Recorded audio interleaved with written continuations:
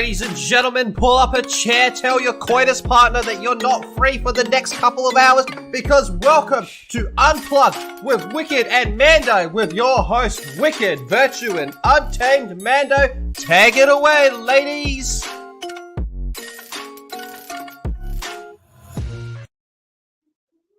I was just jamming out. I know, me too. I was like, yeah, I'm so tired. I was in the sun like all day, but I just chugged some coffee, so yeah. See, I was riding my motorcycle around for a few hours and it was 83 degrees with 60% humidity. And I was like, what have I done? What have I done? All right, I'm going to see. I think we're going to be live on Rumble in 1 minute. Guys, oh, yeah, we're already live. I'm looking at Rumble right now for you. Okay. Thank you. All right. So I have to, anybody on Rumble, I promise that I do better about checking. This is my third time, so I'm more used to it now. I feel so bad. People over there, it's like, they're not mean about it. They're like, no, it's me. Look at me or anything. They're just nice over there. When I was live when I had Cody on, there was people over there just having full blown conversations. I look over and I was like, oh, well, at least you guys are entertained over there. Hello. Anyways, hi, Mando. How you doing? How you doing? I'm doing good. How you doing? I'm doing good. I had a really yummy burger today. I know that's nothing fancy, but it was so good. Nice big juicy burger with bacon on it. And I went out today for a nice little just stroll in this garden place that I found. If you have me on Instagram, I posted a couple little video thingamajiggers on Instagram, and I posted a picture. I bought a new dress, so I'm like, I need to go out in it. And I liked it. It was cute. Since I moved to Florida, I have a problem. If I see a dress on sale for like $20 that I think is cute, and if I like it, I get it. I like dresses. What can I say? But yeah, that was my day. What did you do today, Mando? Because I think you did something real fun because you were telling me about it. So what specifically? Because like I went to church and then I rode her. I was riding on my motorcycle for several hours. I was like, okay, I know it's gonna rain at 2:00. I got out of church early. I must hit the roads, and I rode around for a few hours, and it was the sweltering heat, but it was fabulous because my hair was blowing in the wind. Not really. I had my helmet on because safety. We need a meme of Mando just like cool rider with the hair blowing. I want to see that. Yes. Real quick before we start, Hokies, thank you so much for the $50 donation. Happy Mother's Day. Hope you're having a great day. Thank you, Hokies. You're amazing. Thank you for that. And yeah, we are. We're having we're hoping. Wow, we're having a good day. Hope everyone else is having a lovely day. So let's get into saying hello to everybody that is in the chat. I really need what I need to do. I need to sit down when I have time and make an intro for Wicked's World. Like mine's okay, but like we have this like really do like we have a good one over here with Lethal as the voice. Shout out to Lethal. But I need to make something very wickedy, not wicked like bad, but like wicked like me. I need to get a good one for over there. If you want some inspiration, my friend Roman of the Empire, his intros to his YouTube channel, freaking amazing. They're hilarious. So maybe if you want to get some inspiration from him, check it out. I will. All right. Thank you. Noted. All right. Let's say hi to the chat. First, and pretty much always first, is Ryan Reaper. I don't know if he's awake. But oh yeah, hello. He's still chitting and chatting in the chitting chat. He's still chitting in the chitty. Jeez, Mando can't do words. Okay, Leighton Boss Hog. What's up, Ryan? And Lulu Blue, the queen of all queen pimps, is here.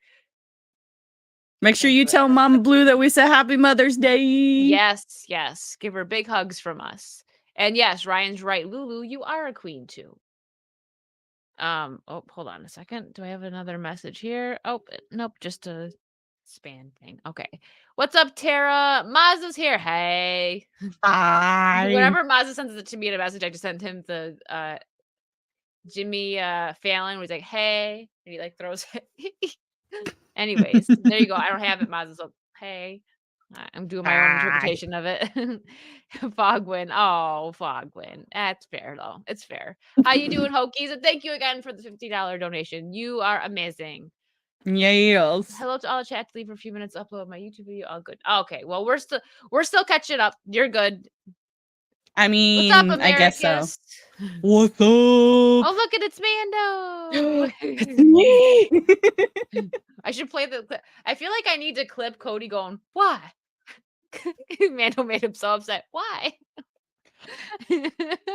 I'm gonna tell Rumble that they need to do better. I'm gonna tell them, be like, do better. I need to freaking be able to change my username without having to freaking do all of this other crap. Gravy. What's up, Gravy? Gravy. What is this place? Frodo, are you lost again? I told you, Roto, take your medicine. You need to be able to remember things. Fog, no. Not on a Sunday. We will get you, Fogwin. This is a no pineapple on pizza zone. Yes. Monetization June. Yes, Matt G. So I am, the last I checked, I think I was 1,800 hours away. So I am getting there. I am more than halfway there. I am So on all the of my grind. computers and everything, I've got random phones like She's like got 5 different things. like Like a hacker set up. She's got 10 phones and she's like wicked videos.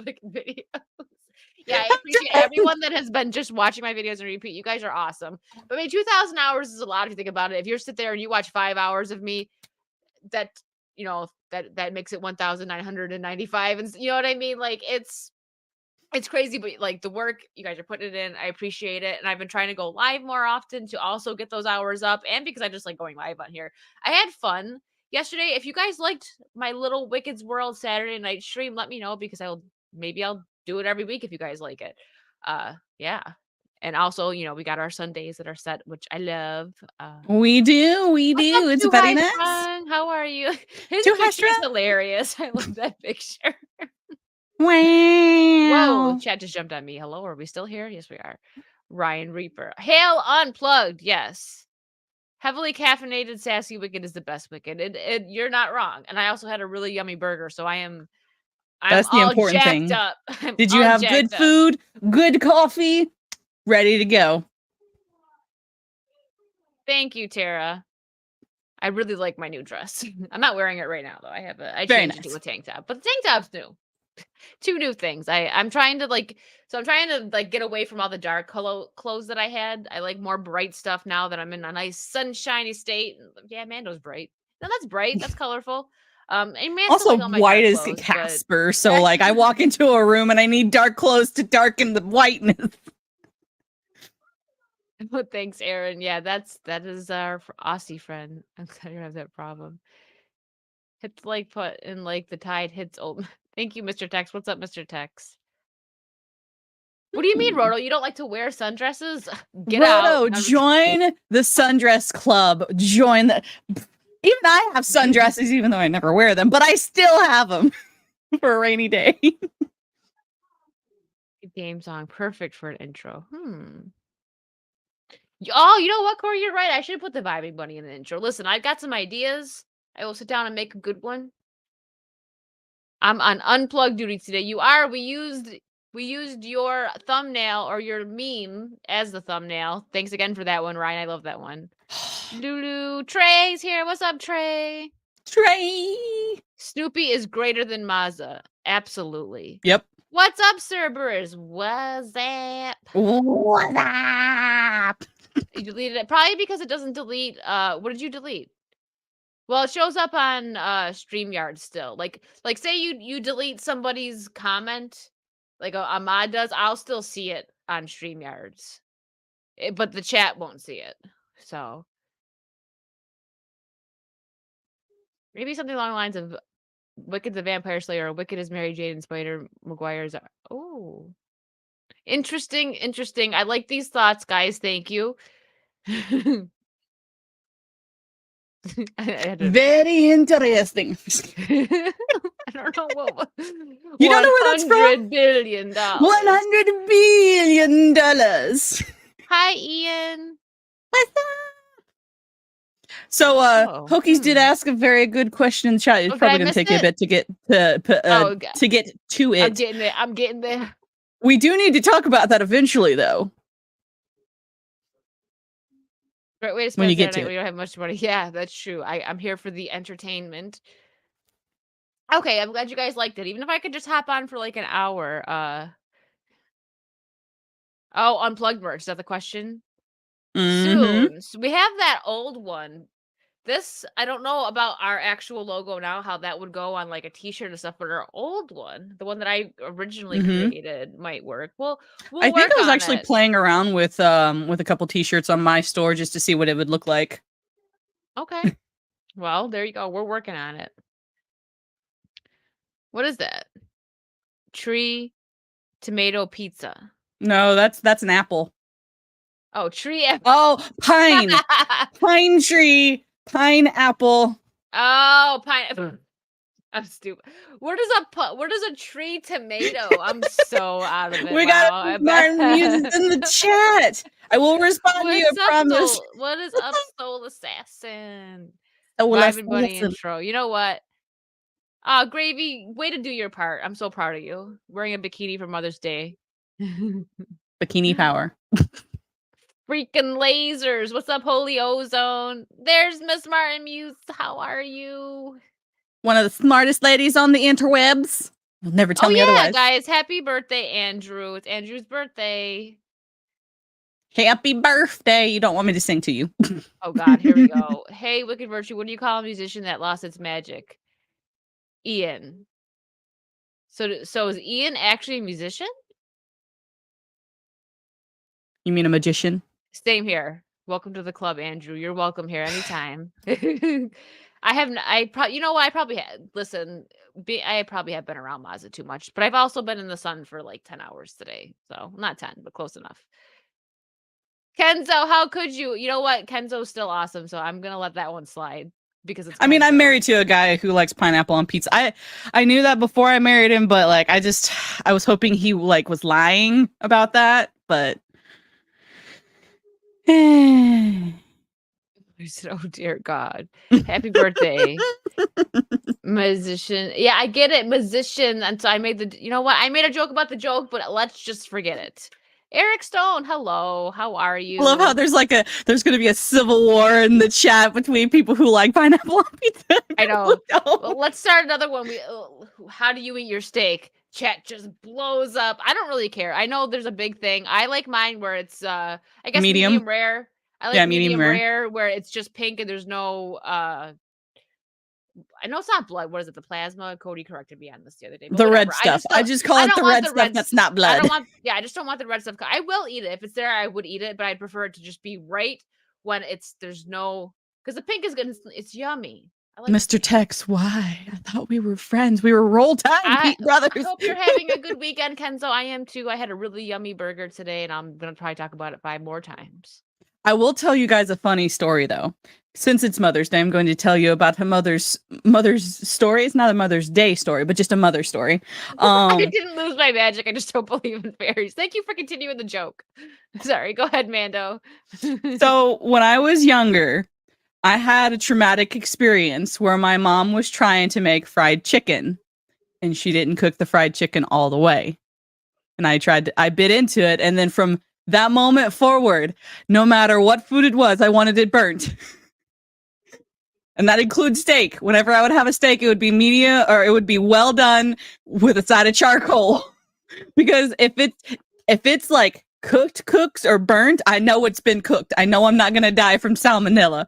So, but I'm better now. I've recovered, but please understand that when I used to eat steak well done, it was because I was traumatized. Yeah, I get that because you could there's a very real possibility that you could die if you eat a raw chicken. That's real quick. Let me check. Untamable Life, Americas. Notice me, Senpai. Americas. Hello. Why does mine look like this for me? Let me refresh it. Is the chat working for you guys? Okay, it is. It's weird. Okay. And Roro's over there and Gigi Luca, hello. Yes, I am going live on Rumble. Guys, I promise I will be bouncing back and forth. I know I'm not I'll interact with the Rumble chat for you. Yes, and that, my lovely co-host here. But okay. So, well done, is minging. I don't mind. So it depends. Like if I eat a steak sub, I like it to just be fully cooked, but I get the thin Holy Ozone. I was brainwashed. So, I like mine dead. Same.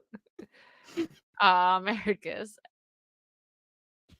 Ooh, pizza and chicken. That sounds like a yummy, yummy dinner. I guess so. Well, it was one of those things like I was traumatized. Like, of course, I like my pizza, everything. If you could make it, like, if you could burn it, I wanted it burned, but because that just made me feel safe. It made me feel her safe space is overcooked everything. I had a friend that was like that. She couldn't eat like her chicken had to be just like burnt. I don't mind crispy chicken. It kind of depends on the type of chicken, but I know how to cook chicken. So I can cook it to where, it's cooked and it's still juicy. Oh, I can too. Now that I'm an adult, we're good. Oh yeah. Oh, but no, but I get what you're saying. I've had it. I had the one time I bit into a chicken finger that wasn't cooked all the way, and I didn't eat it because I bit into because like when like I was like it was disgusting. And I was like, Yup. what? Excuse me. Yeah. What's up, Dr. Love? I mean, who likes blood in their steak? You gaming or what? How you doing, gaming or what? I mean, now I like it medium rare because I actually want to be able to taste the food now instead of just being worried that I'm going to die from the food. I want to taste it now. Flavor. Hello, hey, Wicked. Oh, Roto, what are you? No, I'm just kidding. Hey, Wicked Virtue, did you hear that Gucci has new close babies? It's called Gucci Goo. Hold on. Don't give him a don't you don't make him continue. I don't know what's the word I'm looking for. I can't even. Roto messed my brain up now. I can't. Don't even encourage him is what you're looking for. Don't encourage him. But there's hey, on the Rumble side, you should take a look. Rumble side, Ian. Thank you so much for the $25. Unplugged in stereo. Yes. Thank you so much, Ian, the magician. Thank you. And thank you, Mando, for letting me know because she knows when you're hosting, it's like, you got 15 things in your brains. For some reason, when you like, I don't know what it is, but as soon as you turn on the camera, all of your brain cells shrink down to just 2. And you're like, how am I supposed to do this with just 2 brain cells? Also, hello, John Connors. I don't know if I said hello. I just read your comment. How you doing? You had fried chicken today? Nice. I had fried chicken the other day because, listen, if you're in the South, I thought Publix was just a Florida thing, but it's not. It's a South thing. The Publix fried chicken is so good. Listen, I have not had bad chicken, period, from Publix, but their fried chicken, it slaps. Burnt chicken. Publix fried chicken, man. I miss it so much living where I live. You don't have it, yeah. We have Harps instead of Publix. Oh, I never heard of it. Is it good? Okay. It's basically the Midwest version of Publix. It's almost like even the logo's green. Oh, okay. So copycats. No, I'm just kidding. Basically, I was like, when I moved up here, I was like, where are the Publix? Do you mean the Harps? No, the Publix. We need Publix. He said, stop it, Roto. Propane and propane accessories. Not the heat. Do I want to know? I love steak that isn't like a raw tea. Yeah, same. I like it to be nice and tender. We got a Blabs in the chat. We got a wild Blabs. Don't think we have Publix here in Texas. Lots of HEB stores though. Publix is great. Hello. What's up, Blabs? I definitely read that as something else, Gravy. Changed the A with an E, and I was like, wow, that's way too much info, but that was me not reading it correctly. Okay. Moving forward. Hello, I'm getting so much flack in the chat now. Like, I don't eat it well done anymore. I promise.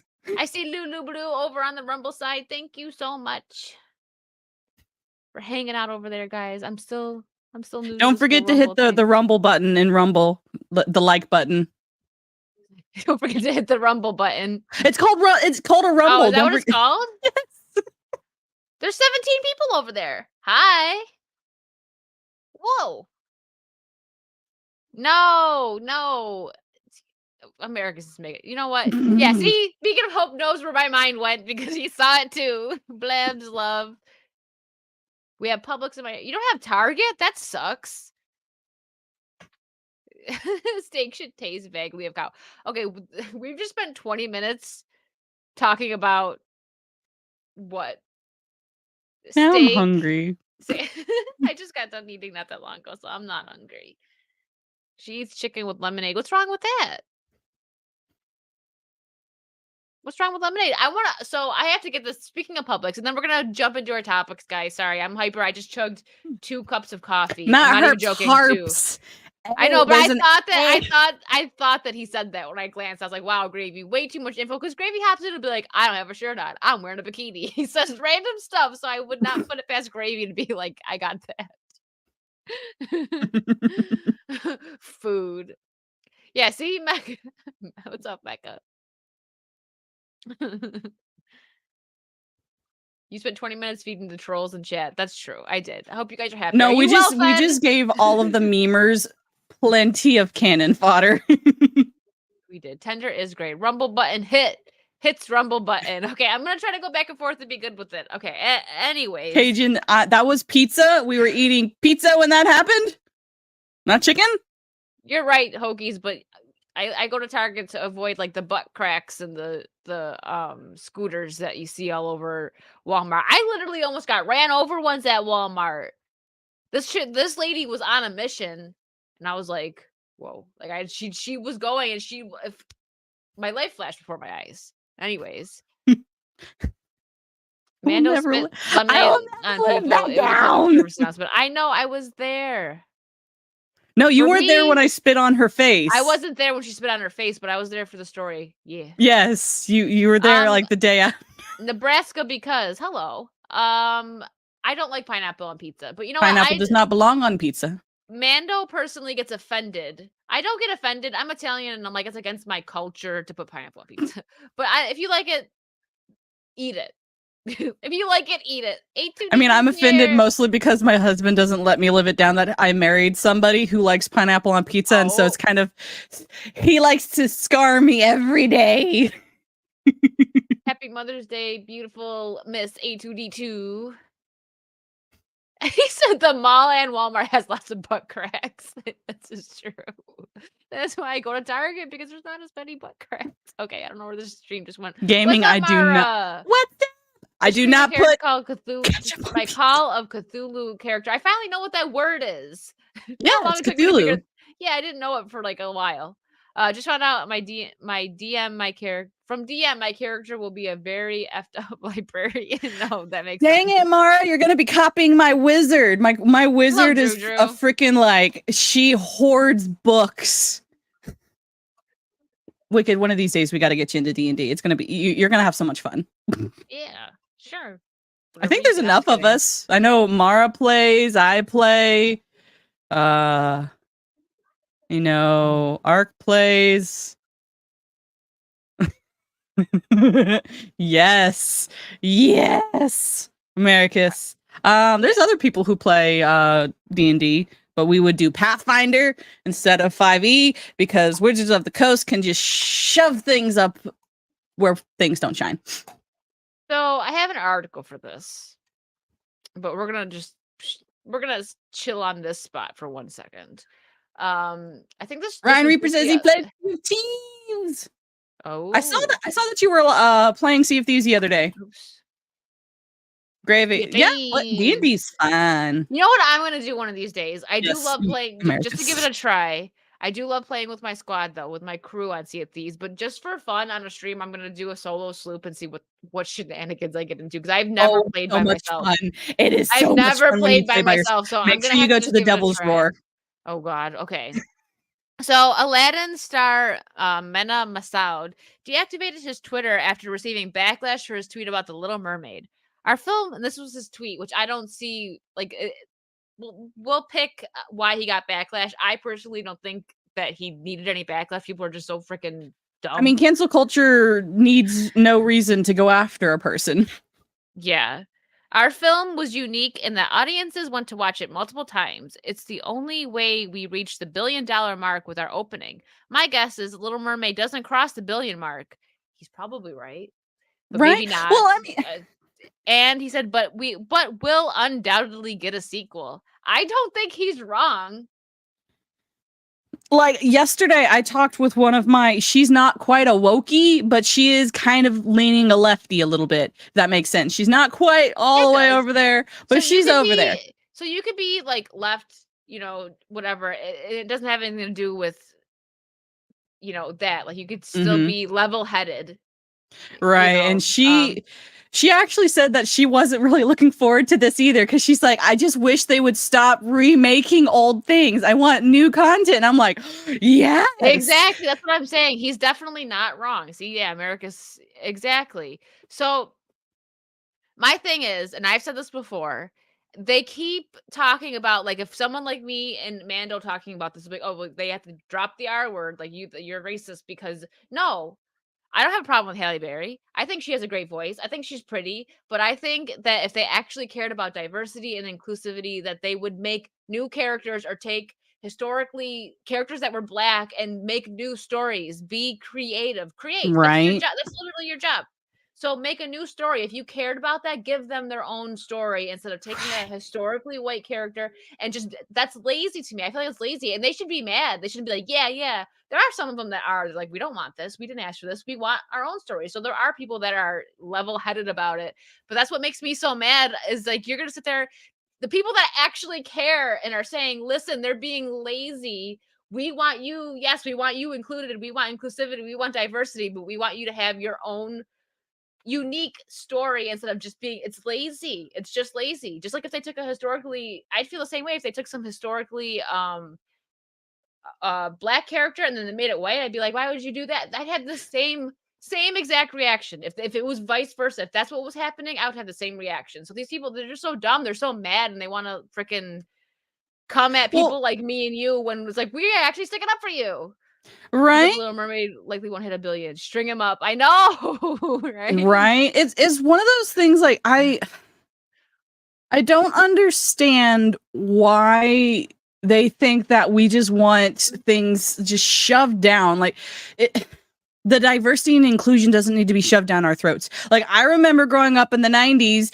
Shocker, yes, I grew up in the 90s, where it's like you treat everyone with respect, you treat everybody nice. You were against bullying, you were against treating people disrespectfully. It didn't matter what their skin color, race, ethnicity, or religion was. You treat them with respect. Exactly. And Aaron, it didn't drop yet. Did you just say 12 days, Tara? It's not out yet, but it's I'll probably eventually see it, but I'm not going to go to the theaters to see it because I just don't think it's going to be good.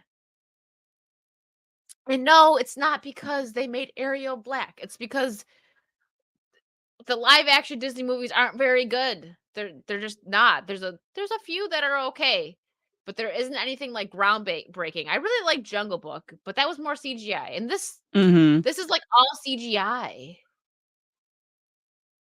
I know, right? Time to send me to the nut house, Mecca. May 26th is the release date. Okay, yeah, so 12 days, you're right. That's not an unpopular opinion. I actually think Melissa McCarthy, or was it? Yeah, Melissa McCarthy was an okay cast for Ursula. I think she'll do all right. Also, I really don't like what they did with Flounder and Sebastian. Flounder, Sebastian, and Scuttle. All three of them. They did my boys dirty. Like, come on. Freaking Flounder is nightmare fuel. When we finish this article, I will look up Flounder and we'll take a look. But okay, this is a TMZ article, so that should be fun. Aladdin star Mena Massoud scrubs Twitter after Little Mermaid comment backlash. Ariel the mermaid just pounded real life Aladdin into submission. Oh my god. See, he should have kept it. He should have kept it. Like I said what I said. That's what he should have done, but he didn't. I said what I said. You can get over it. Bye. That's what the next tweet should have been. I said what I said. Or more accurately, her fans did. This after the dude juxtaposed his flick with hers, which pissed a lot of people off. Mena Massoud, who played everyone's favorite street rat in the 2019 live-action adaptation, just scrubbed his Twitter account due to a mountain of backlash he received Saturday for chiming in on the future box office prospects of Haley. I always mess up and want to say Haley Bailey's. It's because of the both. Like I want to say Halle Berry just because it's the Haley Bailey Berry. Anyways, Halle Bailey's new Little Mermaid movie. And I'll say it again, she does have a good voice. So, I don't think the songs are going to be terrible, but this scene was very awkward when she goes up on the rock. That scene is iconic in the actual cartoon, with the waves coming up behind her, and this one looked like she was like she got stuck. Like, oh. Yeah, it looked like, what the heck? Just just flopped onto the rock. Fans equal stands in this case. Mhm. Actually, Jane Theory posts. I think I seen Jane post this. Let me find it. I'm gonna read it. I'm gonna actually pull it up too because Jane had made a good point on this. Talking about her fans or whatever. Let me find it. Give me a second. Yeah, I'm gonna also for those of you on the Rumble side that you can we're talking about you need to get a lot more monitors, Wicked. You don't have enough. You need like 7 or 15. Oh, mods? I have no mods. No monitors. Oh. How do I make mods over there, by the way? I almost muted I don't know. Mando. I was actually kind of wondering the same thing. I almost muted Mando. But hello. I see you, Gigi Luca. I see you over there. Gaming or what? Thank you guys so much for hanging out over there. I will make sure I pop back and forth. But yeah, I do. I have 2 monitors, and you can pop out the chat on Rumble, but when I click, like if I go out to highlight a comment over on YouTube, like this, when I do that, the chat goes away. Mm-hmm. Oh, thanks, Mando. I just got your private message. But okay, so The Little Mermaid is tracking to earn 115 million on its domestic box opening weekend, in comparison to Aladdin, who earned 112 million on its opening. Okay. He was responding to an account. So he was responding to somebody in this guy. Okay, of course. He was responding to an account that was reporting on how much The Little Mermaid was slated to make in its opening weekend, about 115 million, which it then compared to 112 million Aladdin made in its opening weekend run. Mena had some thoughts on that. Some took it as shade. And also, just to say, I know some people were not too happy about Will Smith's casting as the genie, but a lot of people went for that because Will Smith he's still a name that brings in people, or at least he was at that time. Now I'm not so sure.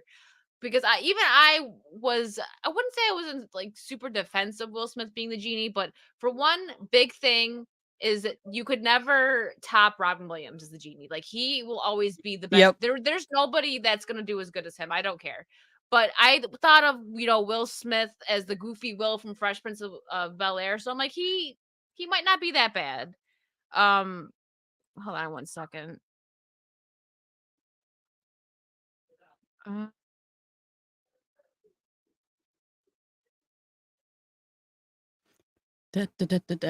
My bad, guys. I also hate that you can't tag people at Rumble.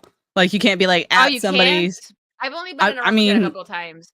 But hold on, let me try again. So MM wrote, our film was unique in that audiences want to watch it multiple times. It's the only way we reached the $1 billion mark with our opening. Aladdin went on to make 1.054 billion internationally. Damn. And its initial box office numbers were considered a big win. That sounds like it. I mean, I didn't think Aladdin was great, but it wasn't the worst live action that they've done because at least there was actually a decent amount of live action done. Then came a remark that got Mena attacked. Oh, sorry. What were you going to say? Oh, I was just going to say, I'm so sick and tired of just live action crud. You were also showing the your Discord at the moment. Oops. Sorry. I forgot. Yeah. There's nothing to see there. Just a bunch of messages. Sending memes back and forth. Yeah, that was but I will open that in 1 second. Mando sent me something. Okay, so he followed up, and my guess is The Little Mermaid doesn't cross the 1 billion mark, but will undoubtedly get a sequel.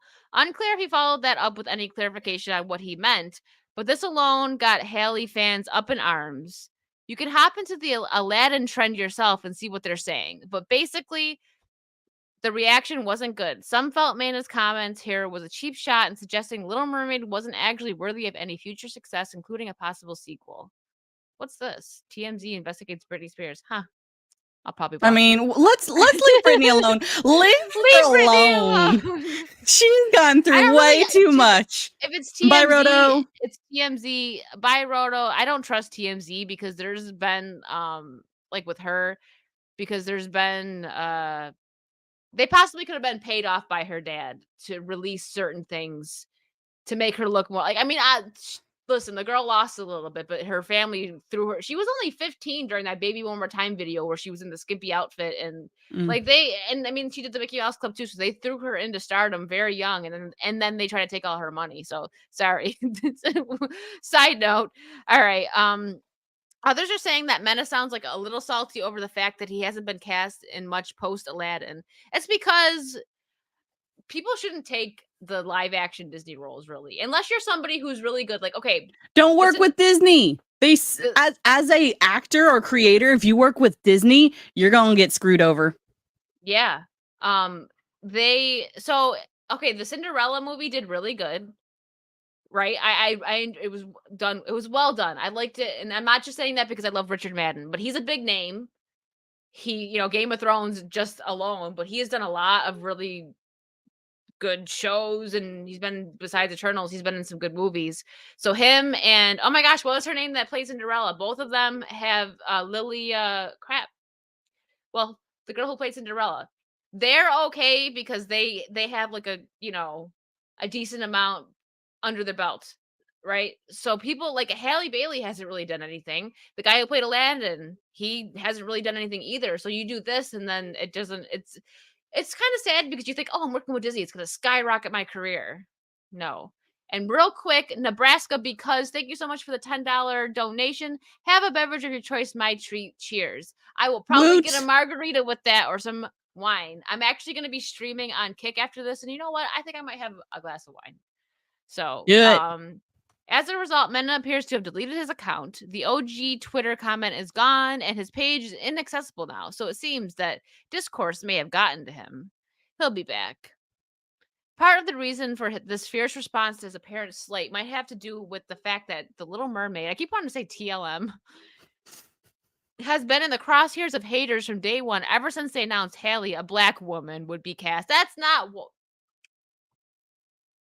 Anyways, which got a ton of flack in and of itself. We already just did. I just went on a whole 5-minute rant over that. Just if you're new, just go back. I talked about that. Just rewind a little bit. You said the rewind. People we'll be here waiting for you.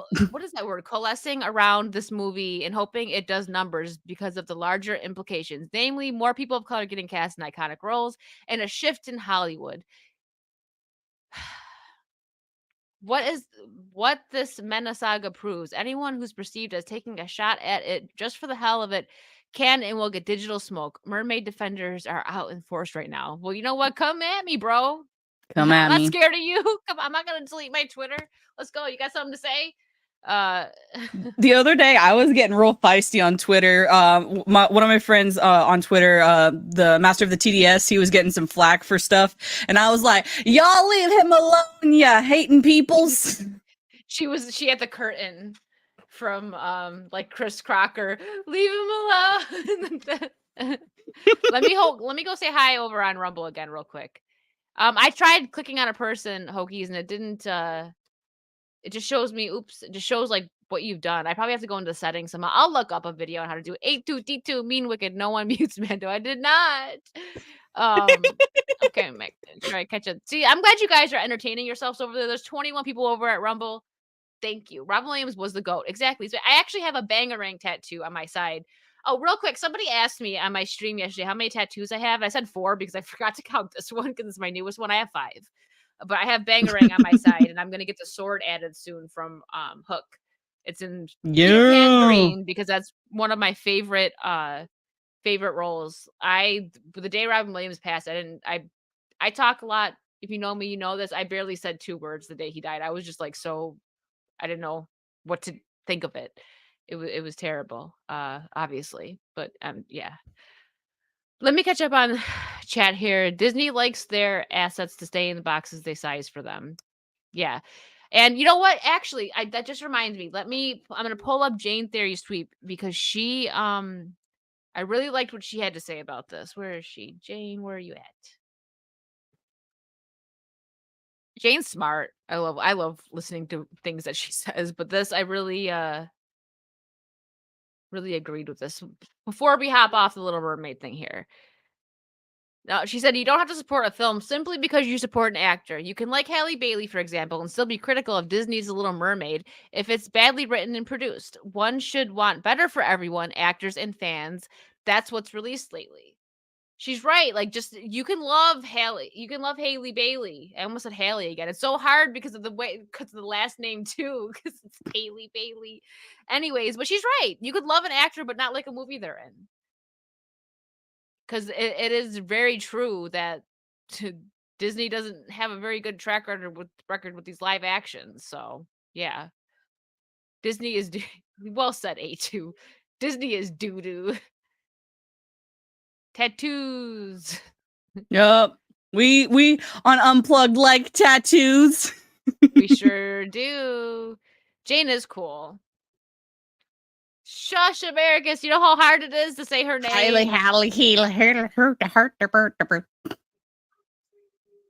Well, got my personality traits and such for Call of Cthulhu, and all I can say is so. That's what I'm saying. It's People get gonna be confused because of her freaking last amazing. name. If her name was like Hallie, I don't know, anything else. If it wasn't any Ailey at the end, that's what gets you. What's up, Revenge of the Netherrealm? What's up? Batman and Robin.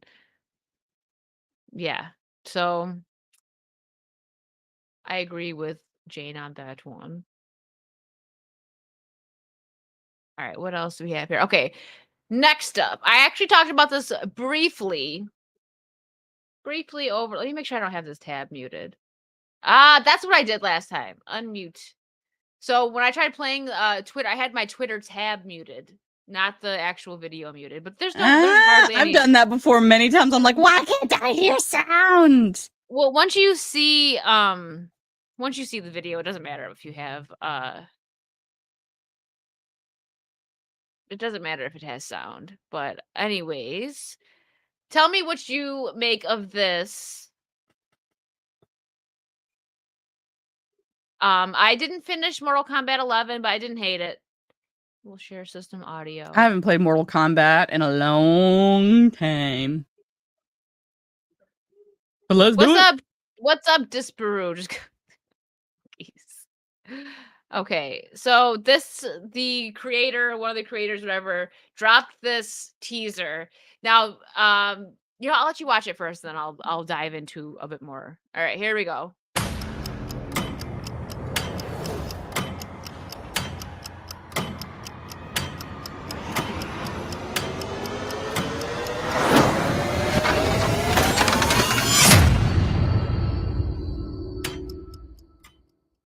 So that's a little teaser. It's not a trailer. It's just like a little teaser. Does anyone know what time it is? Mortal Kombat. So, for some context, since you haven't played it in a while, 11, they go back in time. So if you notice here, it skips right over 12. It goes to 1.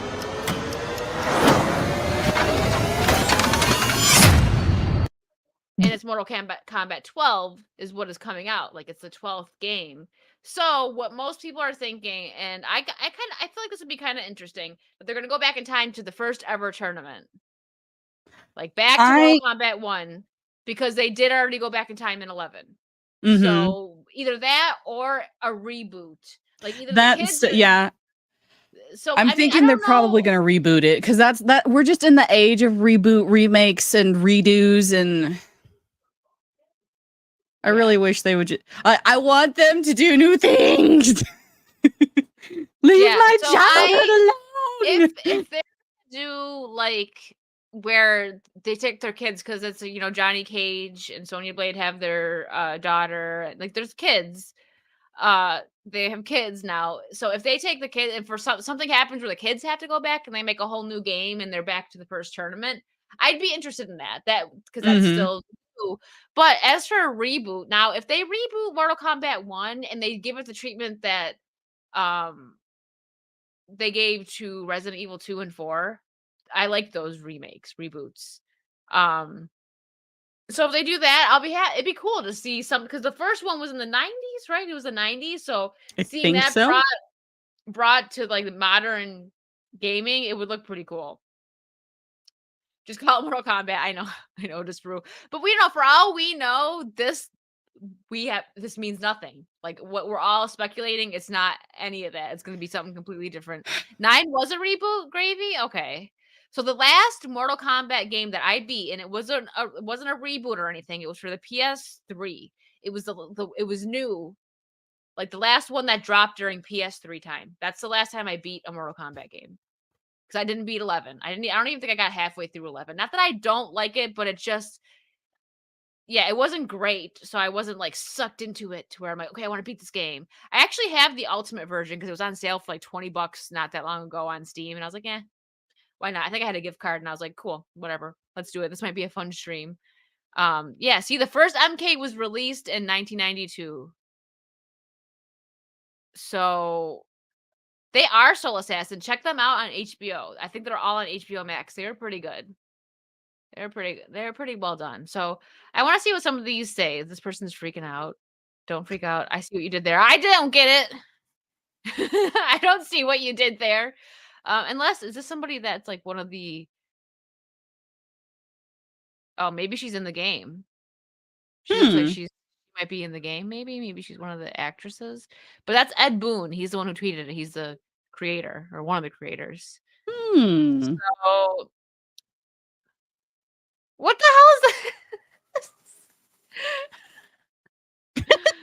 that? What? Someone MK1 confirmed. Skip to 1, total reboot, MK1 coming. Okay, so I feel most people are thinking that it's just gonna be a reboot. I mean, if it's good, I'm excited. If it's not, another thing to add to the dump pile.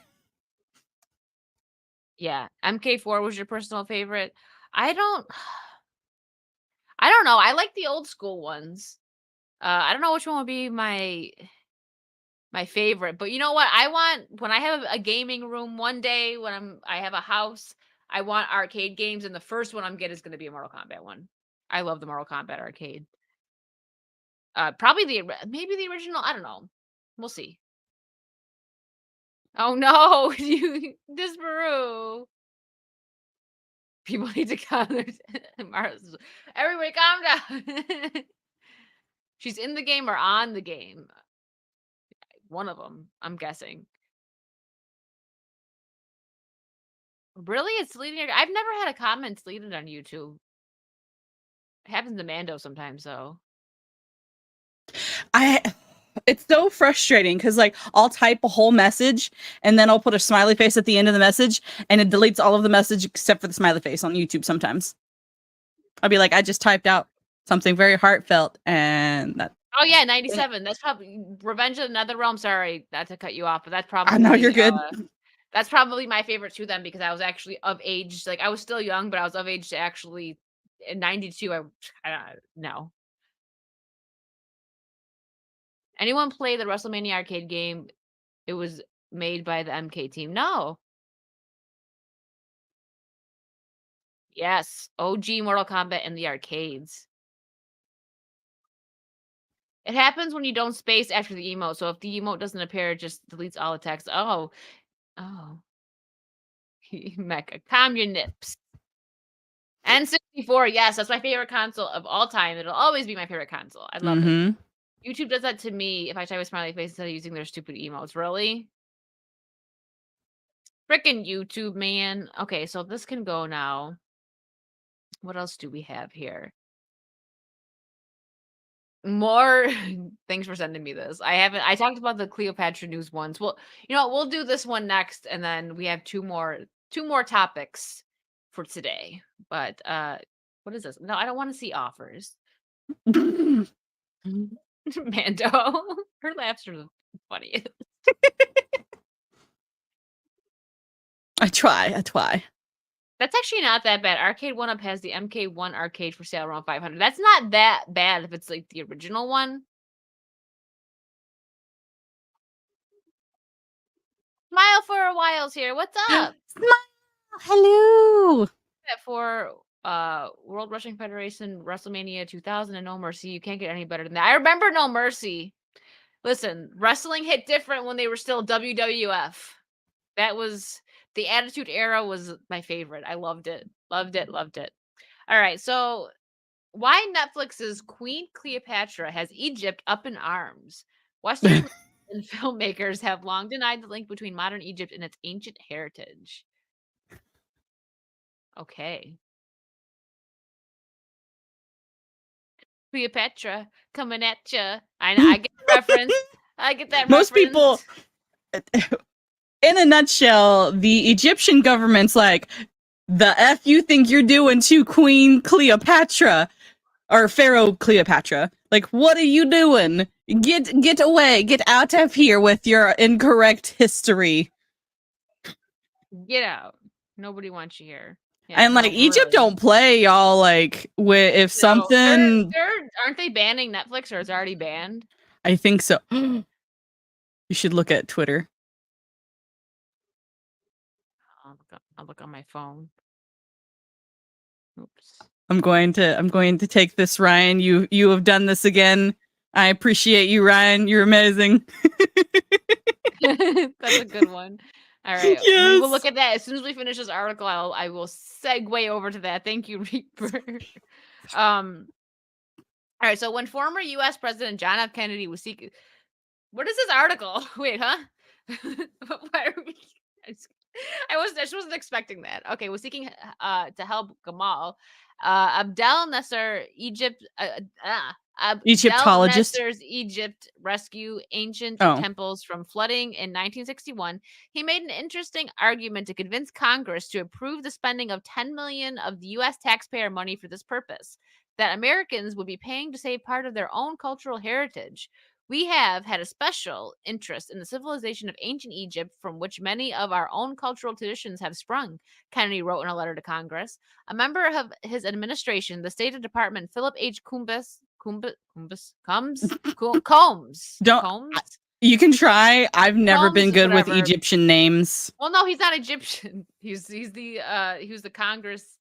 He was in the Congress, the State Department. Okay, anyways, reiterated that the president had, I'm going to say Combs, that's what it looks like, what the president had said, going even further in appropriating the ancient Egyptian civilization.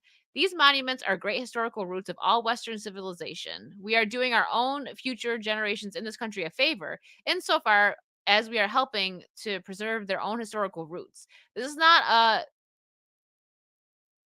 a bilateral gift in any sense. Sorry, that I stumbled on that word. As happens. Egypt had called for international assistance in preserving its Nubian monuments that were threatened by flooding as a result of, my mic is in the way, sorry. As a result of the construction of the Aswan High Dam, and the Americans, though a broader UNESCO effort answered the call while being busy scoring a point against the Soviets in the heated Cold War context of the times.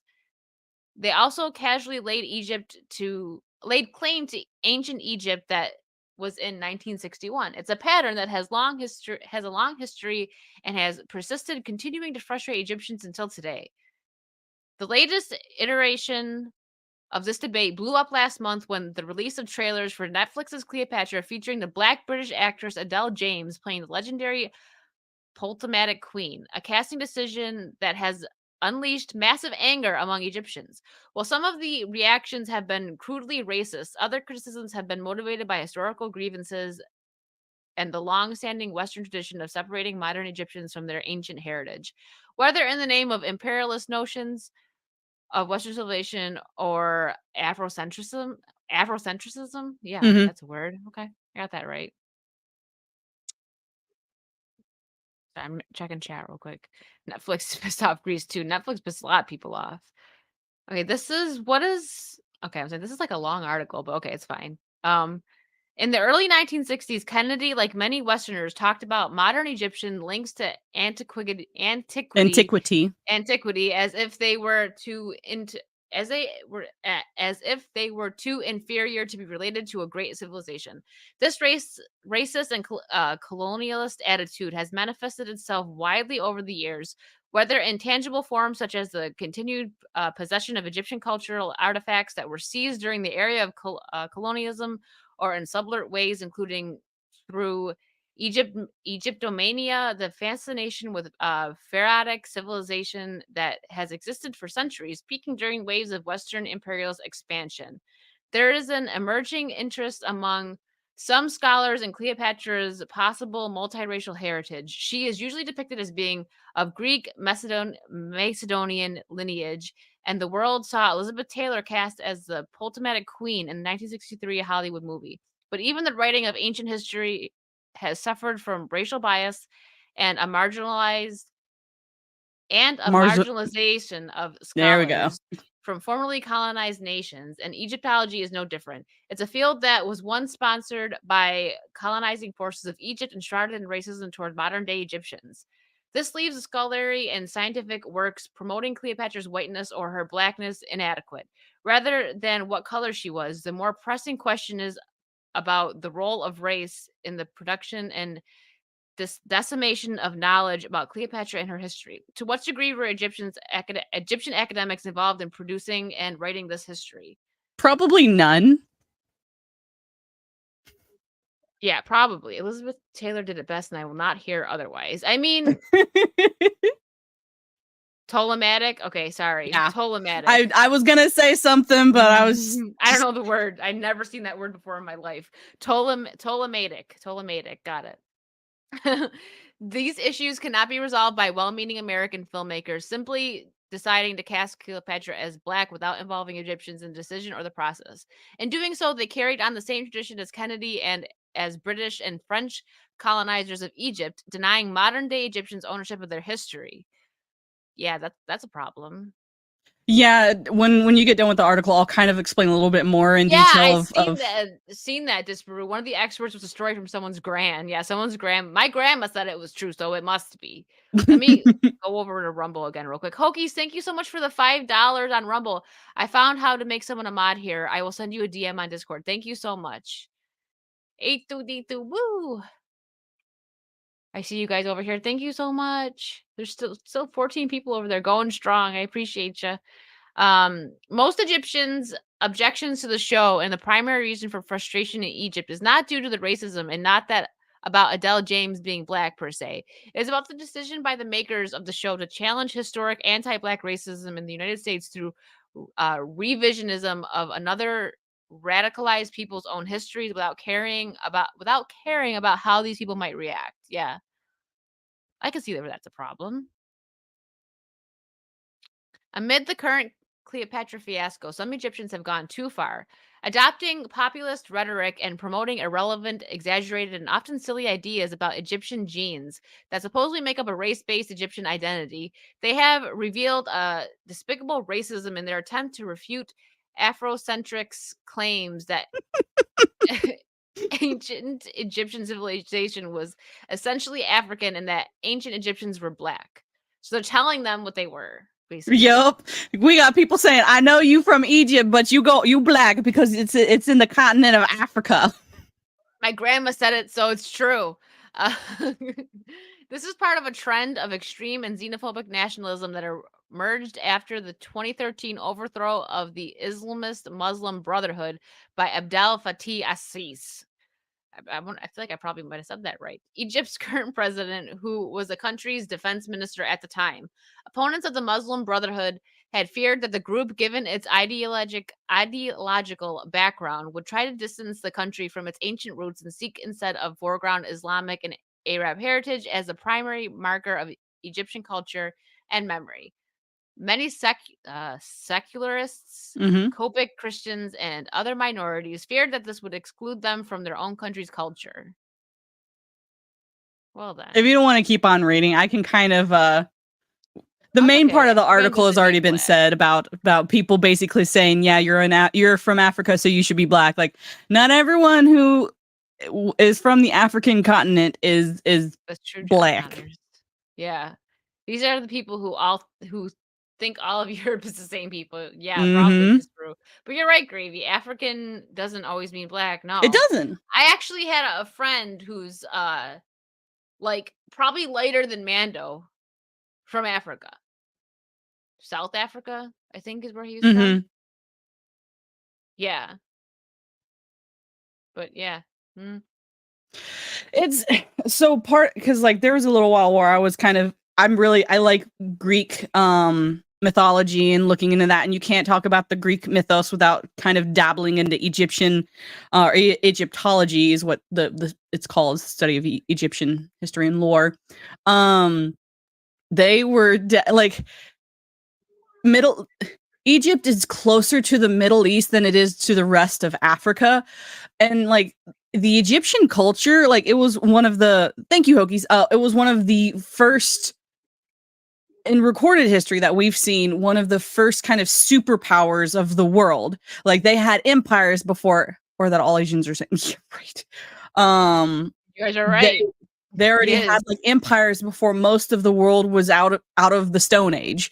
They were building, pyramids, having all of these, have this very complicated, vast, and very beautiful mythology for, eventually the pharaohs were known as also many like minor gods or whatnot, but that wasn't originally. Like if you've done any kind of actual history into Egypt, really amazing rich culture and history, and they are very protective of it. Like the article was talking about during colonialism, like how a lot of their artifacts were taken, and they didn't like that. Like Egypt is very much, we want everything that's Egyptian to stay in Egypt, and we don't like anyone like if any of you've ever seen the Indiana Jones movies, you kind of get that vibe when he's in Egypt and he's like, well, this belongs in a museum, and they're like, no, it belongs in Egypt. You get your hands off of it. Yeah, the pyramids were already very, very like well established by the time Cleopatra. Don't forget the help from the aliens, of course, the aliens. Great. I grew up in the Middle East, and Egypt is more entwined with the Arab world than Africa. They've got on South Egypt. They've got the Nile River. They've got lots of these. Like it was a major hub of commuting. It was a major just trade hub at one point in time. It was basically the bridge between West Africa and the rest of the world and Mesopotamia and all that. With good reason, their culture keeps getting robbed. Yeah, they're very protective of their culture. And Cleopatra, for the most part, we understand she did have some Greek Greek in her blood. So I doubt, and like Greek does not mean white. If you have Greek, you're probably olive complected. You probably are not white. You are not of the Irish, Scotch-Irish, English skin tone. Yeah. Yep. Oops, I didn't mean to. Sorry, I didn't even mean. I forgot that I was sharing my screen. I was scrolling while you were talking. Do you want to click on the image so they can see it? Yeah, I will. Pyramids were built by slaves to include Hebrew people. Yeah. Yep. The Egyptians made little to no effort in preserving their history until foreigners began preserving it, as far as I see. And there are people who that like they have that opinion, and it's kind of a debated and heated topic as far as like the world of archaeology is concerned. We make some good pirates, man. Look at that. Thank you, Ryan. Let me retweet that. I like it. Very nice. Very Mando. Boy, I don't think Mando's boring. Stop. I was just multitasking. I didn't know what this was. The one under it. He was my burger. Mando's not boring. No. Well, most of the pharaohs at one point in time were super inbred because there was the thought that if you are a god as a pharaoh, you must keep the blood pure. For some reason, that happens a lot to people.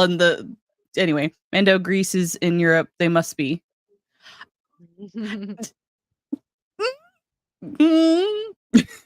Yes. Cleopatra was Greek, more specifically Macedonian. Her family line is notorious for inbreeding as not to taint pure blood. Yeah. Wasn't there...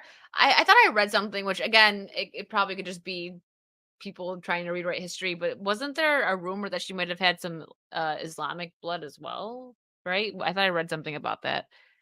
Well, Islam wasn't a thing, but when Cleopatra was alive, like Islam wasn't a thing till like after the Roman Empire, even like that. It's like Islam was not in existence at this time. Okay. Hold on, I was trying to see. So you know what, Cajun? I do know some geography. Oh You no, do. no, not as I'm sorry, Iranian. It's so I had to look it back up. Okay. So there's a general consensus among scholars that she was predominantly of Macedonian Greek ancestry and minorly of Iranian descent. Which would make sense because Iran was kind of where the not Babylon, the Persian Empire came from. Like the Persians also did a lot of imperial building and stuff like that. Like before Rome kind of became a thing. It was the Babylonians and the Persians. So I'm sure there's probably some sort of mingling of the bloods. Yeah. Yes, that's true. That's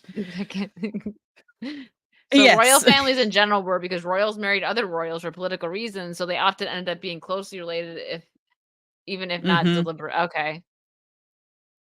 Cleopatra's dog was actually a cat. Yeah. Yeah, but thank you, Reaper, for this. We love it. And this is funny. Listen, my burger was so good. Oh my god. So yummy. Yummy, yummy. Hold on. Yeah, sorry. I was scrolling to see what was going on in the comments. Oh no, you didn't tag A2. But I did. Reaper. I tagged her. All right. What do we got? We got 2 more things that we're going to cover here. This one. Now, we got to look into this, Mando. If you want to look while I read this, because we were talking about this before the stream, if there was, because I think I don't. Hold on. Let me look before I actually. Oh, yeah. So the next topic that we're going to be talking about is Spy Kids, right? That's the one that you're referring to? Yeah. So chat, specifically Hokies or whoever is really good with just remembering random things.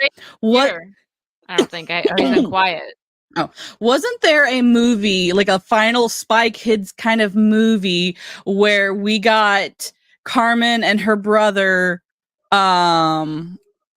as adults and they wanted to do another Spy Kid? Like she was still working for the OSS, right? Is it the OSS? I think it's the OSS. And like she wanted to revive the Spy Kids division, and there was already these random 2 kids, and she kind of mentored them. Like, isn't that a movie? Like, didn't that already happen? So there's the franchise encompasses 4 films: Spy Kids 2, The Island of Lost Dreams, Spy Kids 3D, Game Over, and Spy Kids All the Time in the World.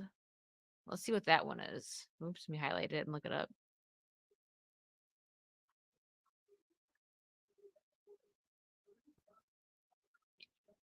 Yeah, is that them? Yes, that's it. Mm-hmm. Let's get an image here. No, it's not them. It's not. Well, is it supposed to be them, but just not the actors? Because that's why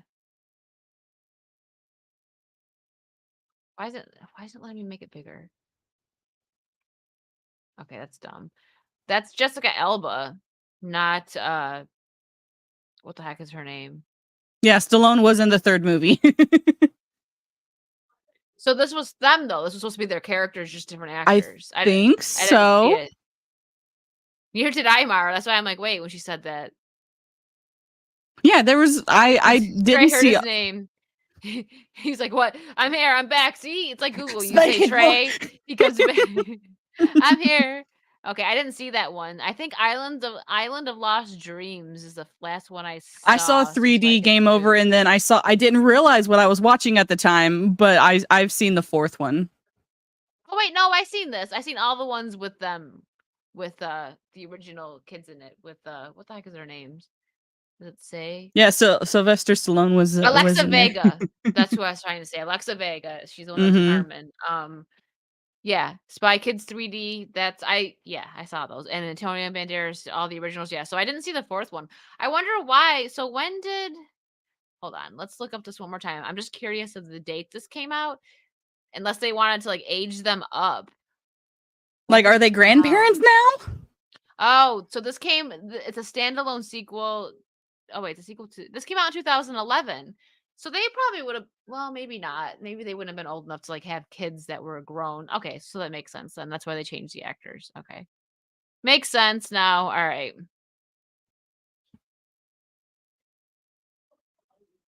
Toymaker Sly. who's hot, by the way. Who? Alexa Vega? Uncle Danny Trejo. Okay, so Spy Kids. Netflix's reboot movie gets release window official.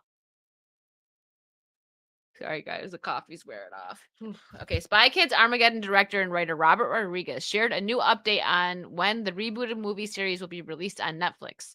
Rodriguez is known more recently for his work in the Star Wars universe, directing Chapter 14 of The Mandalorian, and serving as a director and executive producer on The Book of Boba Fett. That's not a credit that I would want, but okay. In the early 2000s, he got his claim to fame from the Spy Kids franchise, which spanned over 4 movies and That's an why Book of animated Boba show. Fett felt like Power Rangers, because he's used to kids' shows. Yeah, right? An animated show largely featuring Antonio Banderas, Carla Guingo, I don't know how to say her last name, Alexa Vega, and Daryl Sabara. And while the franchise has gone steady for more than 20 years, Rodriguez is ready to tell a new story featuring a fresh family of secret agents. Of course not. When will the Spy Kids Armageddon release on Netflix? Let me check Rumble real quick. Nope, we're still okay. Still going. I don't understand. We don't need more reboots. Leave it alone. Goofagino? That's how you pronounce it? Okay, thank you. Speaking with Collider, Stephen Wintrob, director Robert Rodriguez confirms plans for the release Spy Kids Armageddon on Netflix. Considering that filming wrapped in September 2022 and how post-production is still ongoing, the writer-director revealed that the Spy Kids reboot movie's release date is set to land this year between September 2023 and December 2023. I don't know if I can say the release date, but it's coming. It's this year. We haven't announced it yet, but it's coming this year. I just finished scoring it. So, we're still waiting for visual effects. Won't be done until August, so it won't be any earlier than August. Yeah, I don't think we need this, especially if it's not. It'd be different if my bad. It'd be different if it's been a long day. It'd be different if it was the old cast. They're doing a whole new. I don't think it needs like a reboot. It's if they had like Alexa Vega and them back like with their kids or something. I know they did it with 4, but I guess technically they can't do that because they did it with Jessica Alba and whoever else, but and nobody really cared about it because most of you didn't even know there was a 4th movie. I did. That's what I'm saying. I didn't know. And Jessica there's a reason it didn't do well. I guess she's not a huge name, but back in 2011, she wasn't necessarily like unknown. You know what I mean? She was kind of big. Oh, I don't know. Oh no, it's contagious. I'm making Mando yawn now. Sorry. Will Spy Kids reboot bring new success? Although the first 4 movies in the series only grossed less than $350 million combined at the box office, the Netflix reboot should help give a new spark to the series for a new audience of viewers. Reboots and legacy sequels have been utilized quite often in Hollywood over the last few years, some to great success like Top Gun Maverick, and more like the Harry Potter and Haunted Mansion reboots are already deep in the works. Dark Angel, totally forgotten show. That's true, but I did like her. I did like Dark Angel when it was out. She kind of like fell off the face of the earth for a long time after she's a mom now. That's probably why. Future Spy Kids films will have them raiding orphanages to keep up the franchise. I would watch that. That'd be kind of funny. It would be. That's their headquarters is the orphanage. Yeah, really, they want to bring out Top Gun Maverick. Maverick was good because they cared about the movie. Exactly. Reboots and legacy sequels have... Oh, I already read that. Sorry. All Spy Kids series haven't seen a new edition in live action since 2011 Spy Kids 4 all the time in the world. But with Rodriguez's passion along with the time that's passed since then, this new reboot should give the series a fresh feel on the new home in Netflix. And with it being a streaming release, fans likely won't see any kind of promotional material for the new outing for some time. When that does come, a release date should be set more in stone as Levi Rodriguez and the team gets set to take this spy story down a new path. Okay. It's going to debut in late 2023. We don't need it. I don't understand. Like, I don't understand what, like, Spy Kids was good. I loved Spy Kids when I was a kid. Like, that was one of Oh my, yeah, like, remember I wanted that machine when they went and they put the McDonald's in. She just put the little packet in. As a kid, I was like, I hope in 20 years we have that. Well, we don't. I want to turn on a microwave and just have some French fries. right? That was always amazing. I thought that, like, oh, man. But, like, it's one of those things where it's another nostalgia bait thing. Like, we don't, and all honestly, nobody was asking for it. Nobody cares. Like, leave our childhood alone. That's all I really want to, like, say is just please, like, leave our freaking childhood alone. They're not going I have to. new ideas. There are so many other cultures that have so many different mythos and have so many different legends. Let's dive into those. It's just laziness, like what I was talking about earlier, where they'd rather just take old characters and change their race to claim that they're being diverse and inclusive when no, you're just really being lazy. Uh, but what do I know? I'm just a YouTuber. You're a toxic YouTuber at that. I'm very toxic, and I'm also very tired, so I'm gonna fall asleep during my kick stream in a little bit. No, just kidding. I'm gonna pour some wine or some rum or something, and that'll perk me up.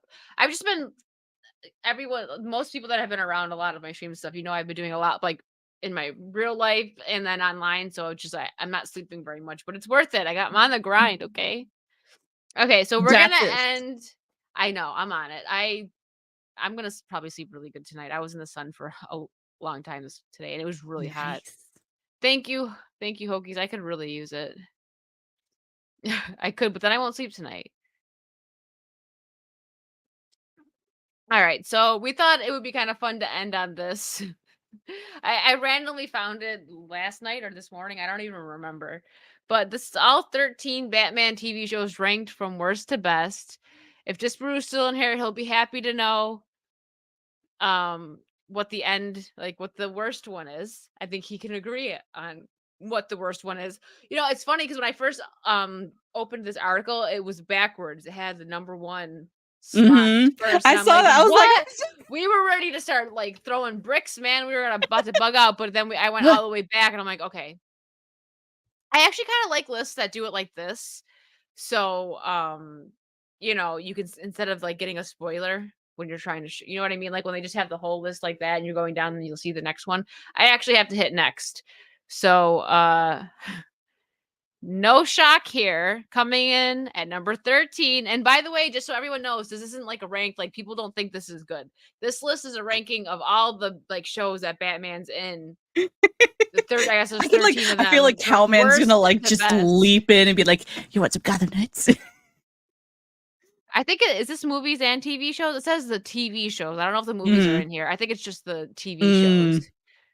So, all right. Batwoman. Batwoman. Yeah, so the worst one they're saying is Gotham Knights.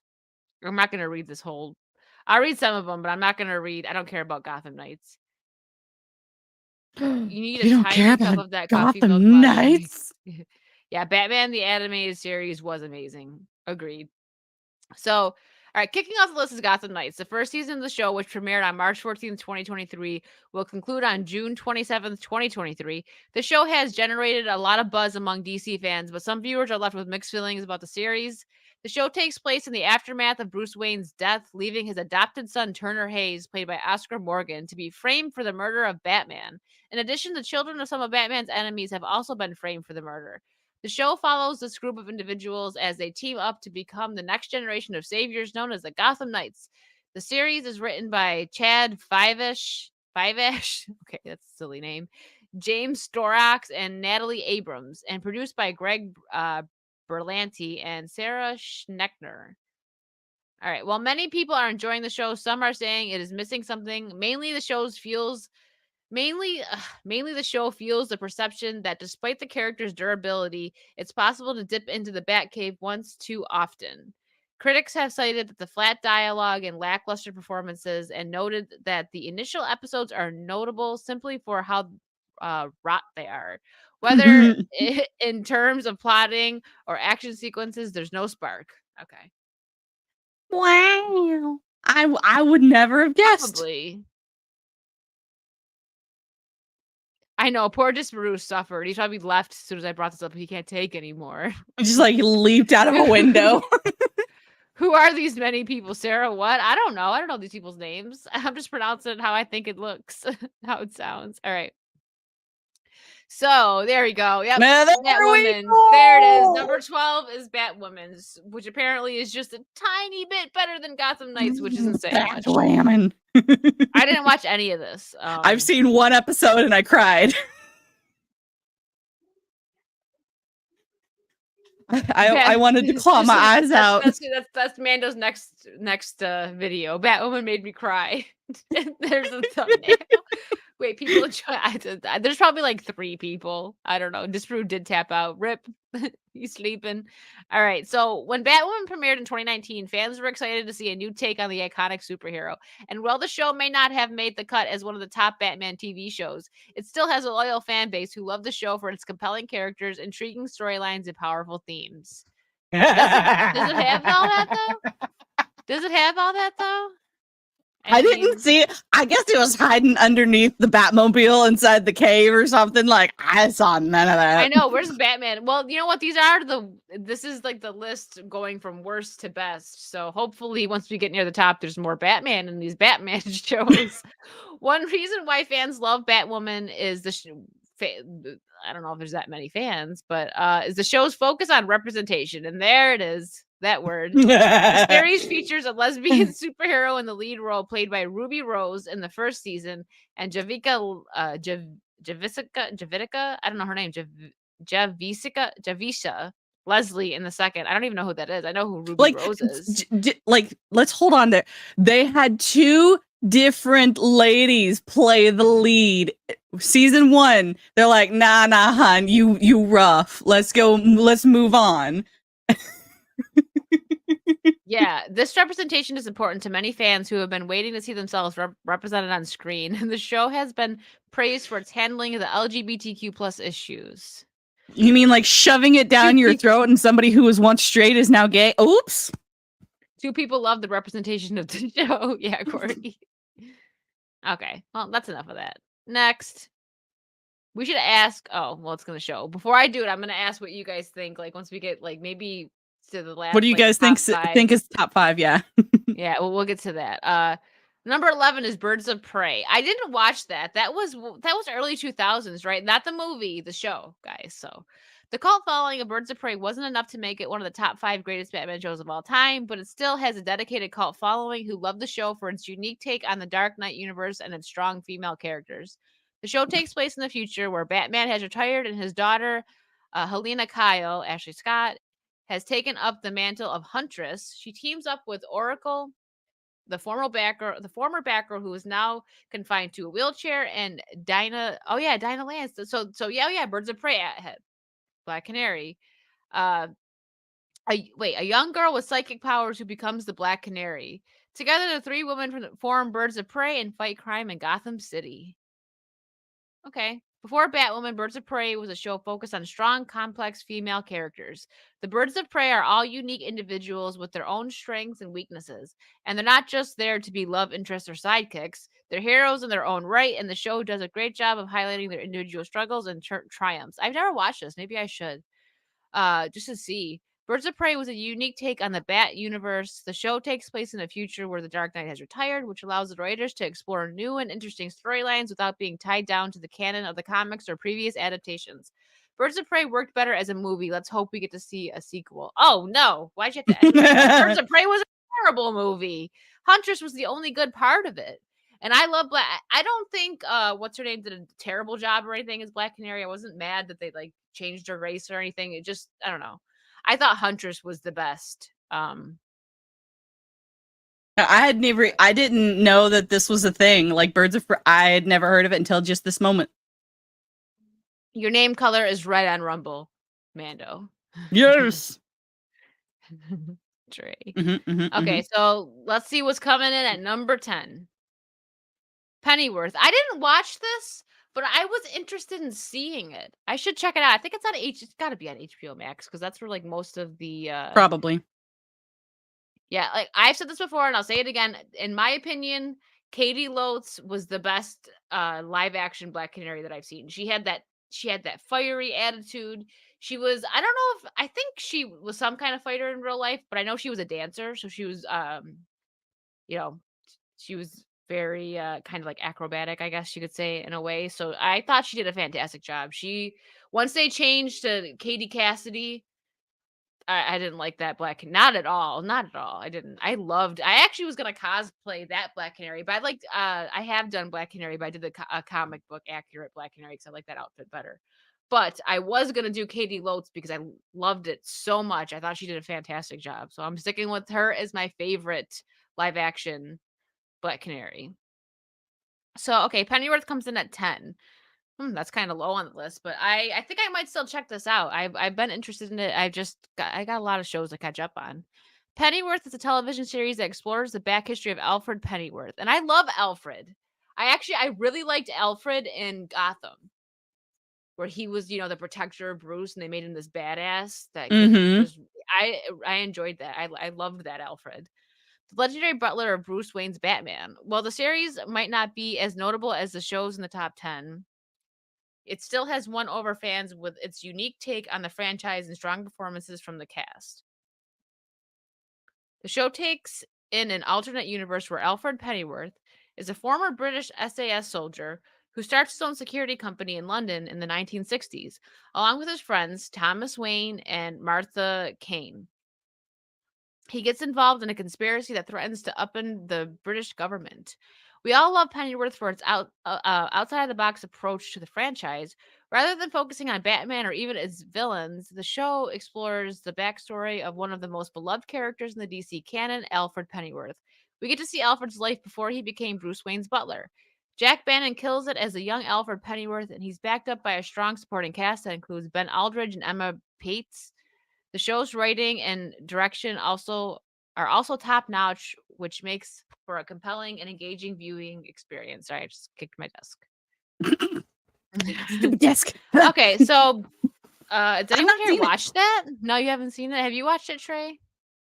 Oh, here, John Mr. Connor. The Tex. first season was okay, but it eventually went woke, trying to parallel itself with modern politics. That's dumb. It's from the 60s. That makes me even more mad when you do that. Don't change. That's history. Don't, I understand. Okay, like say you're doing like it would make sense because in the 60s there was like the segregation and all that, right? So that's not well because that's factual, that's history. But certain things that they do, like what they're doing with the pink ladies, I'm not watching that. I love Grease. I love Grease. I even don't mind Grease too. It's silly and campy. I love the Cool Rider song that Michelle Pfeiffer does. That's my favorite part of it. But what they're doing, like trying to make it all like feminist with the pink ladies, like even back when they did that in the 70s, they were like like kind of strong, like don't mess with us. Like you don't have to change it. You don't have to change it to make it. Oh God, I'm not gonna watch it. Yeah, But I think basically it's no longer like women power. It's like the feminist movement has long moved past like women being empowered. Now they're after men need to be depowered, dethroned, and completely demolished. Which I exactly, don't agree with. it was. I don't either. See, so feminism, we needed it back in the 60s and 70s, of course, because women didn't have rights. But now you're right. That's what it's about. And it's supposed to be. They preach that it's supposed to be about equality, but it's not. It's about they want to pick themselves up, women up over men, and put men down. And that's not equality. It's like so you want what was done to you done to them now. Yes, It's like and that the same doesn't. thing is going on with Yes, the racism, like this reverse racism. No, it's just racism. Like it's like, oh well, it's not good enough that you don't do this to me anymore. Put insert, like minority group or whatever. You now have to actually serve me. It's like no, like hold on a second, like. We want to you said you wanted equality. Like I want equality. I don't want to be better than somebody else. Like sure, like I'm willing to admit that there are some guys that are actually stronger than me. because they're like 6'6" and like built like a tank. I'm not gonna take that person on. I'm not stupid. I'm not gonna be like, oh well, I'm better than him because I have a vagina. What? Okay, yeah. All right. So once we real quick again, just in case I forget, Mando, remind me once we get to it. After 6, before we head over into 5, let's let the chat. I want to see some of them guess what they think like 5 to 1 is. But I Yes. still will check out Pennyworth because I like some of this. That was something I liked about Gotham, is that they explored Alfred a bit more. Looks like my camera's messing up again a little bit. I see it. Oh, please don't. Because my mic messes up when that happens. We don't need that right now. I don't need it right before my stream. Okay. Or my next stream. All right, here we go. Who you brahing? Who brah? Bruh. Who's brah? Who? Bruh. Oh, hold on. I got this. Here you go, A2. I got you. Oh, wait. I don't have it uploaded here. Never mind. I have that on my Wicked's World side of things. My bad. I was going to do my Yoda. Bruh. I got to upload my videos Bruh. over onto the Unplugged side of things. All right, here we go. We're only on 9. All right, Titans. Okay, I guess that's fair. Titans had a lot of potential. It did. It was. And he is hot. Okay, listen. He is. I thought it was. It could have been okay. It could have been okay. It could have actually honestly been great, but they just missed the mark. They made it too. They went like, I don't know what word I'm looking for, but they just, even Raven was like, the acting that the actors they picked were pretty good. But it's just, I don't know, I just missed the mark. If you're a fan of the Bat Family, chances are you've heard of the Titans, or heard of Titans, sorry. The show, oh, hold on. 1 second. Hold on. I'm getting infiltrated over here. 1 second.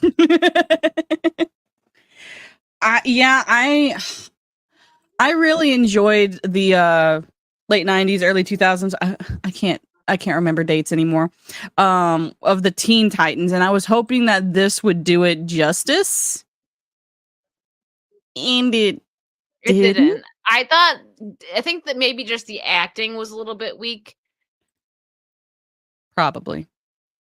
All right. So Titans follows the adventures of Robin, aka Dick Grayson, as he strikes out on his own to escape Batman's shadow. Along the way, he teams up with other young heroes like Raven, Starfire, and Beast Boy. The Starfire casting was terrible. It's not even about race. She's orange. She's orange. I almost lit something on fire when I saw that casting. Like that's the main reason why I didn't really give it a chance. I was like, wait a second, what? Yeah, and she was a redhead. Ginger side is real. Yeah, Ginger side is real. She's an alien. She's supposed to be. Yeah. What's up, Toby? How are you? What's up? That's what the show is. Yeah, he does say that. Yeah. I saw Deathstroke from where'd they go? Ginger Lives Matter. They do. What's up, Wolfsbane? At the moment, Robin. Yeah. Listen, I watched the first season. It had potential, but they just missed the mark. The actors, I don't know how to exactly put it. They just didn't have the passion for these roles, in my opinion. They knew it was not gonna be great. They probably just knew. Yeah. Sure, Batman is mentioned a lot, and we do get to see grizzled older version of the Dark Knight played by Lane Glenn. But this is not the Batman we know and love. He's barely in the show. Yeah. And when he does show up, he's not exactly at his best. Sorry, Lane, your performance was great, but this version of Batman just doesn't cut it. Yeah, no, I didn't like him as Batman either. It was very, very bland. Well, even in like even like Dick, like as Nightwing, like cute. He was just cute. That's all I'm yeah. But Batman wasn't like, he was still technically in his prime. Like he wasn't like old and decrepit. Because like he ended up having like 3 more Robins after Dick, so you just said like he had babies. He had 3 more Robin's eggs. He had at least. You're right. Yeah, and I didn't like yeah, no. So like I said, just being a girl about it, he looked the part, and that was about it. Moving up to 8. So what's Beware the Batman? Oh, I remember this one. Okay, I had to see it. He just wasn't a good Batman. No. He's a great actor. I like the actor, but he wasn't Batman. He did not channel Bruce Wayne. All right, so number 8 is Beware the Batman. I have not watched any of this. Beware the Batman is one such show that deserves a second chance. The series aired on Cartoon Network for one season from 2013 to 2014 with only 26 episodes produced. While it may not have had the staying power of some of its predecessors, it was still a great show in its own right. I might have to check this out. Yeah, Trey, I think that's why I didn't watch it. I might check it out just to see, but sometimes when the animation, when I'm just not feeling it, it's hard to watch, but I feel like I want to give this a try because I have heard about this before and people liking it. Was it Mr. Tex? Okay. Team Trick got both Race Up and Turn Game Titans. Really? I didn't know that. Yeah. Mm-hmm. Yup. Not only Gentricide is real, they show no appreciation for black characters. They keep stealing black superhero designs and giving them to the race swapped ones. I said before, they don't care about like representation and stuff. That's why when we did this argument earlier about them race swapping characters when they could just take historically black characters and give them great stories. That's another example there. But the show featured a younger version of Batman, one who was still learning the ropes. So was this year 1 Batman? Still learning the ropes, I'm guessing. Yeah, being a superhero. He was joined by his new partner, Katana, a skilled martial artist and swordswoman. Together, they faced off against classic villains like Anarchy, Magpipe, and Ra's al Ghul. Beware the Batman was a departure from some of the other shows that had come before it. It featured a more modern and stylized animation style with CG animation. See, that's the problem right there. I don't like CG animation, really. Depends. That made the action scenes feel more dynamic and fast paced. The show also took inspiration from the lesser known Batman comics, like Grant Morrison's run on the character, which helps to give it a fresh and unique feel. One of the most interesting aspects of the show was its portrayal of Batman's relationship with his allies. While other shows have focused on Batman's more well-known allies like Robin and Batgirl, Beware the Batman introduced a new character in Katana who added a new dynamic to the show. The two had a mentor-mentee relationship that helped flesh out both characters and make them more relatable. Beware the Batman did not last long enough, but it was still a great show on its own right. I'll have to check it out.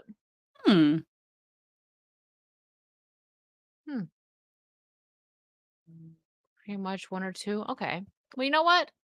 Beware the Batman will be on the list. We're catching up. I'll remember after this one.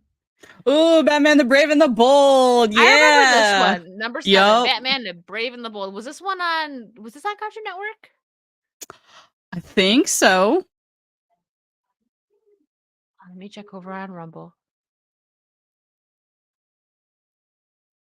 Still going strong over there. I see you, Gigi Luca, and A2, and Hokies, and Mando. Thank you so much. 10 still watch it. I appreciate that. Batman the Brave and the Bold was an animated TV show that aired for 3 seasons, but it still managed to captivate fans of all ages with its unique approach to the Dark Knight mythos.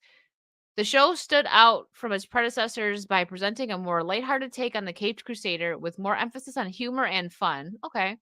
The show was different from the dark and gritty Batman, the animated series, and its spin-offs, which had established a more serious tone for the character. The Brave and the Bold, on the other hand, embraced the campy and over-the-top aspects of the Batman comics of the 1960s and 70s, with a colorful and vibrant animation style that harkened back to the classic Silver Age of comics. I don't not like that. I like the campy Batman. Oh, yeah. The show also had a unique storytelling structure with each episode presenting a new team up between Batman and another hero from the DC universe. I like that. I haven't watched this actually. I remember seeing, previews for it, and you should. I think you'd like it.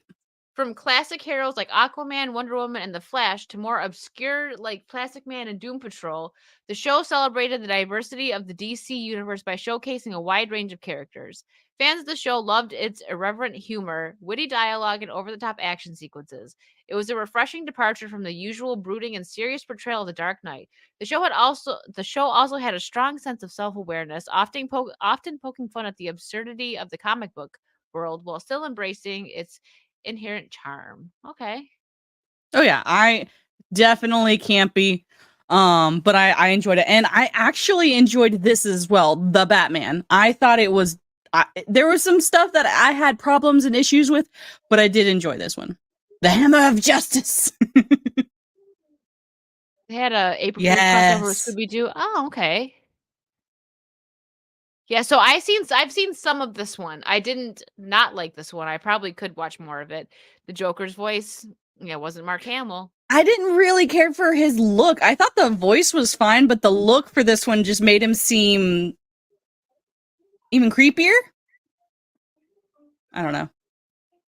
But overall, Yeah, like I actually enjoyed this show. it was way too deep. Ah, okay. All right, so the Batman. It's time to don your cape and cowl because we're taking a trip down memory lane to revisit one of the most beloved Batman shows of all time, The Batman. This animated series may have ended over a decade ago, but its impact on the Batman mythos is still being felt today. From its slick animation style to its dark and brooding take on the Dark Knight, the series set itself apart from other superhero shows and captured the hearts of fans everywhere. One of the standout features of the Batman was its unique approach to character design, the show's art style, and heavily influenced by Japanese animation, giving the characters a sleek and styled look that was unlike anything seen before. From Batman's bat-shaped cowl to the Joker's wild green hair, the characters were instantly recognizable and visually striking. But it wasn't just the animation that made the show stand out. The show's take on the Dark Knight himself was a departure from the established canon, with a younger and more inexperienced Dark Knight patrolling the streets of Gotham City. This gave the writers plenty of room to explore his origins and early adventures, as well as his relationships with other characters like Commissioner Gordon and the Joker. Fans of the show also appreciated its darker and more serious tone, which was a departure from the more campy, lighthearted portrayals of the Dark Knight that had come before. The show tackled mature themes like addiction, loss, and redemption, while still delivering the action packed superhero adventures that fans had come to expect from the Caped Crusader. The show may have ended over a decade ago, but its legacy lives on, inspiring new generations of Batman fans and reminding us why we all fell in love with the Dark Knight in the first place. Yes. All right. Now, you guys, what is your guess in the chat? What are the top 5 Batman shows? I I'll know say for mine. sure. I'll say mine, and then you say yours, and we'll let them think on it. You know for sure what Um, what were you gonna say? You go first before me, I was and just I'll thinking either. top 2 of like if Batman Beyond is not in this, I'm gonna be upset. And then of It better course, be. Batman the Animated Series. Like those two, like I don't really have much others than that, but like if those I two are would not in the top 5, I'm gonna be I would upset. say, animated Batman the Animated Series is gonna be number 1. Number 2 should be Batman Beyond, and I think number 3, I don't know. I know Gotham's gonna be in the top 5 though. I'm gonna say Mm, Gotham's gonna be in there. It might be number like 3 or 4 or even 5. I don't know what the other one will be, but I think number 2 should be behind it. Beyond number 1 should definitely be Batman, mhm. the animated series. You know, Batman 1996 is probably gonna be 3 or 2. And then I would say Mm. Gotham is gonna be 5 or 4. Yeah, I see my camera messing up, guys. Sorry if it does before we end. I don't wanna mess with it and then, like, because 'cause we're gonna be ending I shortly. didn't But if count like somebody put Justice League in there. I don't know if that counts. Like he's technically part of the Batman the Animated Series. Like that, him and Justice League in the animated that series are kind of connects, the same. mhm, So I don't we'll know. Like see, but if it does count, it better like Justice League as it well, like better. Justice League and Unlimited and stuff. Yeah, So I think I need to get a new camera. Do you see it, like, the lines going in it? I don't hmm know why it's doing that. I gotta find if anybody has any, ideas of a good webcam that's 4K, because I have one that I could use for now to switch that I didn't have any issues with, but I like this one because it's 4K. My other one's not 4K. I'll send you a So couple of ideas that I've thank actually been you. looking at. I have a Depth Check. I don't know if I'm saying that right, but I Ooh, Adam that's West it's Batman. Yeah. yeah, that's Okay, 1966. Only Batman 1966. I've seen Okay. is animated series, Adam West Batman, and Gotham. Okay, so those three are gonna be they have to be in here. All right, so let's see. Coming in at number 5. Do you have a No. Um. okay. You gotta get No. one. I'll She's like, get one. get one. I love how just a quick thing here. I love how the only 2 people I stream with that have those are Mando and Cody. They're both from Alabama. And they got the silly noises that they pop in. Like Cody freaking did a fart noise when I was playing Ash Groovy. It was like groovy. And I was like, what are you, 12? Yes. It's for me it is though, because there's a noticeable difference, especially when I stream on Kick, because Kick is 1080p. There's a big difference, like in the when you're streaming. What's up, Thunderduck? Ant-Man, the anime series, best of all. Then comes Batman Beyond. Agreed. Alabama man, Alabama woman. Both of them. Okay, sorry. Yo. Okay, so coming at number 5. Gotham. See, I said Gotham was gonna be 4 or 5. I liked Gotham. But I like the Batman universe, so I don't mind when they branch out and talk about other characters. I hate the way Gordon was portrayed in Batman and Robin. The only good thing about Batman and Robin was Poison Ivy.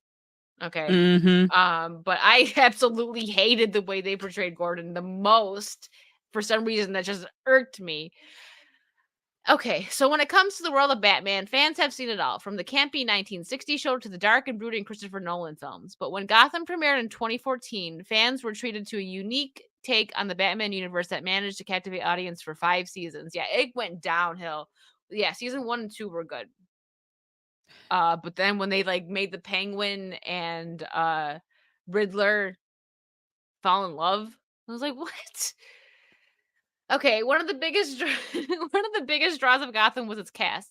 Led by Ben McKenzie as James Gordon, the show was filled with talented actors who brought the larger-than-life characters to of the DC universe to life in new and interesting ways. Robin Lord Taylor's portrayal of Oswald Cobblepot, aka Penguin, was standout. He did do a good Penguin, though, as was Cameron Monaghan's turn as Proto-Joker. Yeah, that was also good.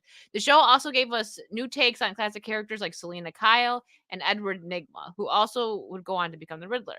But what really set Gotham apart from other adaptations was its unique spin on the mythology. Rather than focusing on Bruce Wayne's journey to becoming the Dark Knight, the show instead centered on James Gordon's rise through the ranks of the Gotham City Police Department. It was a refreshing change of pace that allowed the show to explore different corners of the Batman universe, introducing new villains and telling stories that hadn't been seen before. Of course, with a unique approach comes some challenges. One of the biggest criticisms of Gotham was its continuity or lack thereof. The show played fast and loose with the timeline, introducing characters and storylines that didn't quite fit into the established canon, yes. But for many fans, the show's willingness to take risks was part of its charms. That's also true for some things. But straying from the beaten path, Gotham was able to create a world all its own, one that was engaging as it was unpredictable. Whether you're a diehard DC fan or just looking for an entertaining show to binge watch, Gotham is definitely worth checking out. It may not be part of the established Batman canon, but it's still one of the best Batman shows ever created. Season 1 and 2 were good. I think I've only seen a few episodes of it, so I'll give it a chance. I would say at least watch 1 and 2, season 1 and 2. It was 4. DC shows at that time had to have at least, yeah. All right, so let's go to number 4.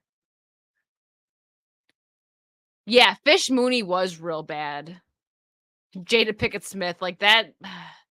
Okay. Oh yeah, the new Batman Adventures. I forgot about this. So I guess that. Okay. Yeah. Okay. I forgot about this show. I don't know how. I feel like I just always like attached it to Batman the animated series because the animation style is the same. Yeah, exactly. I think that was my issue too. Because also it was in the late 90s when I was still young, so I probably just was like, oh, same show.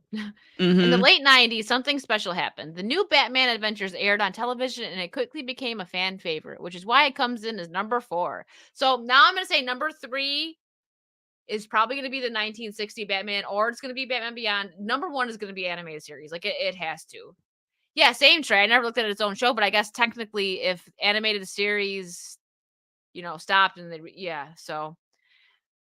in all fairness, the new Batman Adventures was a continuation of Batman the Animated Series. While the original series was critically acclaimed, it was aimed at the younger audience. The new Batman Adventures, however, was a bit more mature. The stories were darker, the animation was sharper, and the voice acting was top-notch. One of the things fans loved about the show was the character designs. The original series had a very distinct look, but the new designs were even more stylized. Batman was leaner and more agile, Catwoman was sexier than ever, and the Joker looked more sinister than ever before. Did Mark Hamill still voice? I think it was still the same voices. Yeah. Yeah, Batman and Joker's voice actors were the same. Okay. Oh, okay. One of That's why I thought it was the same. Yeah, well, we were kids too, so oh, I love Nightwing, yeah. Yeah, just revamped. Yeah, so as kids, of course, we're gonna think it's just the same show. Okay, so one of the things fans loved about the show was the character designs. The original series had a very distinct look, but the new design was even more stylized. Oh, I already read that. Sorry. Of course, the show wouldn't be complete without a stellar cast of voice actors. Kevin Conroy reprised his role as Batman, as he was joined by a talented group of performers, including Mark Hamill as the Joker, Arlene Sorkin as Harley Quinn, and Tara Strong as Batgirl. The voice acting was so good, it's hard to imagine anyone else playing these iconic characters. Agreed. But what really made the series stand out was the writing. The show tackled some heavy topics such as addiction, loss, and grief. It was a show that didn't talk down to its audience and wasn't afraid to tackle tough issues. It was a show that respected its viewers and treated them like adults. If you haven't seen the new Batman Adventures, it's definitely worth checking out. It's a show that stands the test of time and is still considered one of the best Dark Knight adaptations ever created.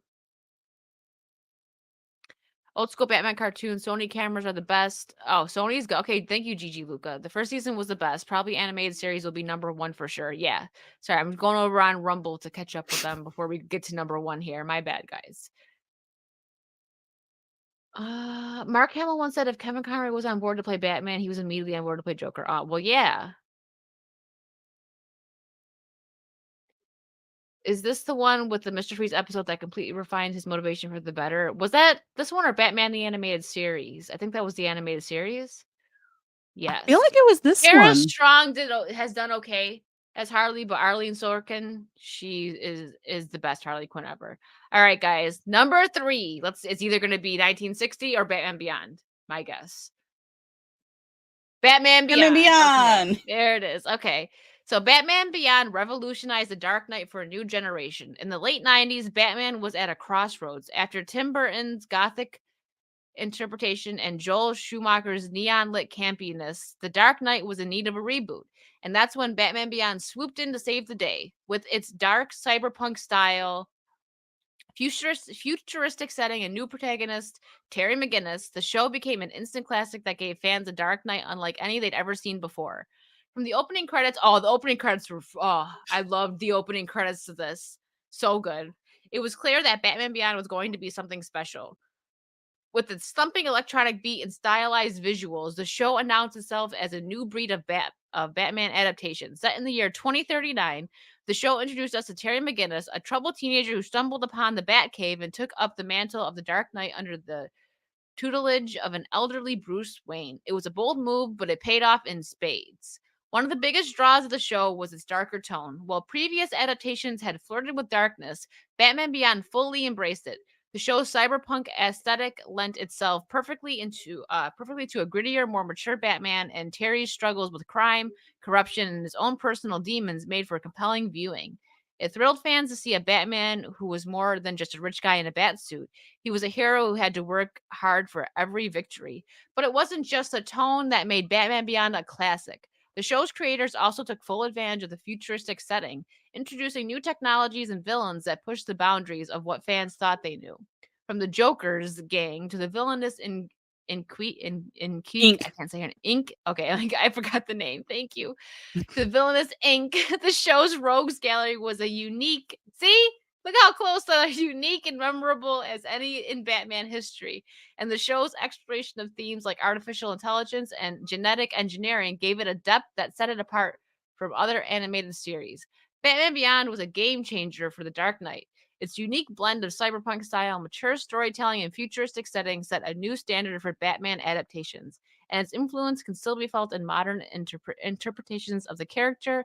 We need this remake / continuation now. Well, I don't know. I would like it. Yeah, I remember Ink. I would love it, but not in this day and age. Give it about 10 more years, and then we'll see if they can do a remake properly. Batman Beyond Return of Joker is a movie. It's dark too, though. But they just said Batman Beyond was dark too. Woo! Yeah, you weren't. Yeah, Ink was a great villain. You guys said her name wrong. Sorry. You're fine.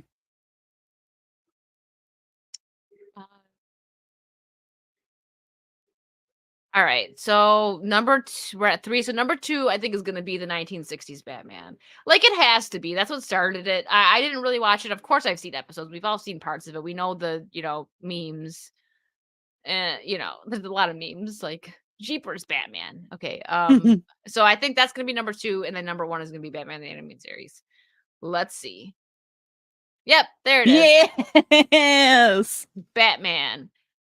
Holy classic television, Batman. Batman. Bam, pow. So real quick before I go into this, talking about this, Burt Ward, I actually seen him do a panel. So when I went to a con, I actually was there to meet the Blue Ranger. It was the first con I've ever been to, actually. This was actually right after Adam West passed too. So I think Burt Ward was a little sensitive about it because they were really good friends still. But he told some funny stories.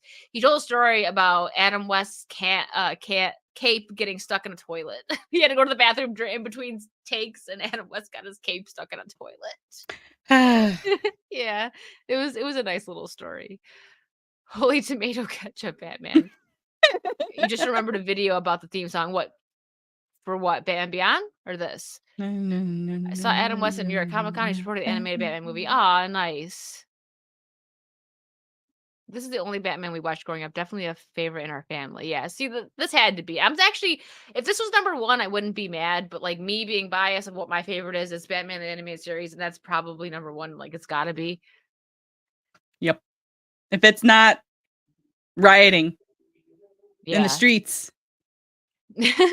Holy classic television Batman. The 1966 through 1968 Batman TV series was a game changer that introduced the Caped Crusader to a whole new generation of fans. While the show may have been campy and over the top, it left an inedible mark on pop culture. In denial. In denial mark on pop culture. My eyes are getting foggy too, so I'm messing up words from the. Yeah, I've been up all day, and the context don't help. Okay, undeniable mark on pop culture and changed the way fans saw Batman Forever. I'm sorry, I just realized what I said. Inedible. Yep, you can't eat Batman.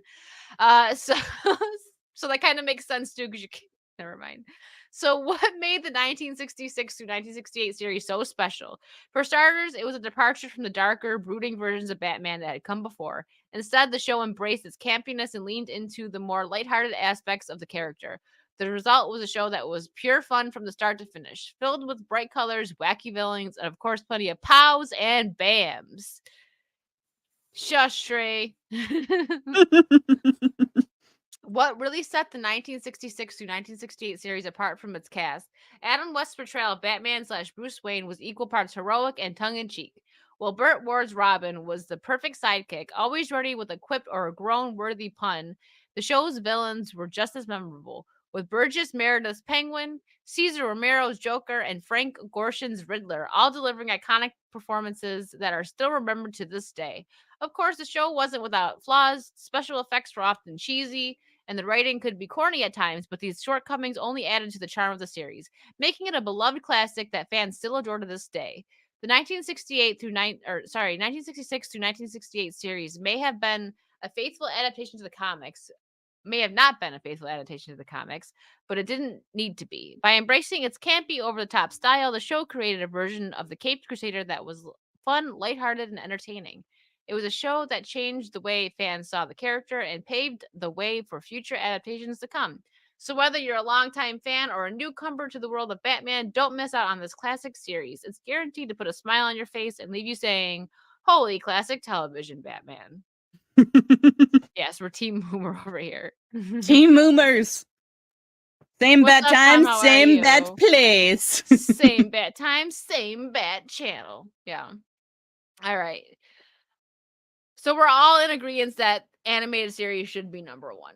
And if it's not, there will be rioting in the streets. So far, I don't disagree with this list. I think that by Michael Johnson. And this only came out 6 days ago, too. Okay. Michael Johnson, I agree with a lot of your takes here, except for whatever he said about Batwoman being good. And there it is. Yes! Number 1, Batman the Animated Series. Okay. Batman the Animated Series is the ultimate Dark Knight experience. First airing in 1992, the show immediately set the bar for what a That's Batman when I was adaptation could be. born. Thanks for lurking, Tom. We appreciate it. From the iconic opening sequence to the haunting score by Shirley Walker, the show was a masterclass in mood and atmosphere. The way they drew this was amazing on black paper to actually just really give you the feel of Gotham. Animation is not like this anymore. I miss this animation so much. Same. I actually if you follow Anna, that Star Wars girl, she has an art page. Lately, she's been drawing a lot of pictures like this, like on a black paper, and like into yeah, it looks really good. She just did Peach, and it looked like it was from Batman the Animated Series, and I'm like, that's really freaking cool. Um, yeah, well, it wasn't my list. Why are you guys saying in my list? This wasn't my list. The anime list was absolutely awful. I didn't even know half of the animes that were on the list, but let's continue to this. The dark, brooding tone was perfectly suited to the Dark Knight's world, and the show's use of shadow and light gave it a distinctive visual style that has influenced countless other adaptations, but it wasn't just the aesthetics. The show's writing was top notch, with each episode telling a self contained story that explored different facets of Batman's world. From the tragic backstory of Mr. Freeze to the twisted love affair of Harley Quinn and the Joker, the show was unafraid to dive deep into the psyche of its characters and explore the darker side of human nature. Yeah, the art style was beautiful. Of course, no discussion of Batman the Animated Series would be complete without mentioning the voice cast. Kevin Conroy's portrayal of Batman slash Bruce Wayne is widely regarded as the definitive version of the character, while Mark Hamill's Joker is one of the most iconic villains in pop culture history. Agreed with both of those. The supporting cast, including Lauren Lester as Robin and Ephraim Zimbalist Jr. as Alfred, was equally stellar, giving the show a level of acting talent that was unmatched in other animated series of the time. Still now, it's kind of unmatched too. Right. Yeah, you didn't know that they would draw on black paper to make it to give it that, you know, more dark, I guess. Obviously dark, Gotham, gloomy feel. It was amazing. I didn't know that like growing up obviously, but yeah, now I do. Okay. Okay, of course I already got that. All right. Despite its short 3-season run, the show's influence can still be felt today. The show's success paved the way for other animated series like Superman the Animated Series and Justice League. I like both of them. And its style and tone have been emulated by countless other Batman adaptations. Even in the live action movies, the influence of Batman the Animated Series can be seen in the darker, more serious tone that has become the standard for the character. Batman the Animated Series set the tone for everything that was to come, and its influence can still be felt over 25 years later. Whether you're a longtime fan or just discovering the character for the first time, the show is an absolute must watch. Agreed. Yeah. So, this list was a good list. I very much agree with it. The Gray For Ghost, once, we that's a get very good good lists, episode. man, on the internet. That's weird. I know. This was what is this called? Fan side. So this is probably like as oh, that was a Wicked's World episode. Okay, so quick example on Wicked's World, I did a couple of different lists on International Women's Day about great female characters, right? And every list that I read was decent.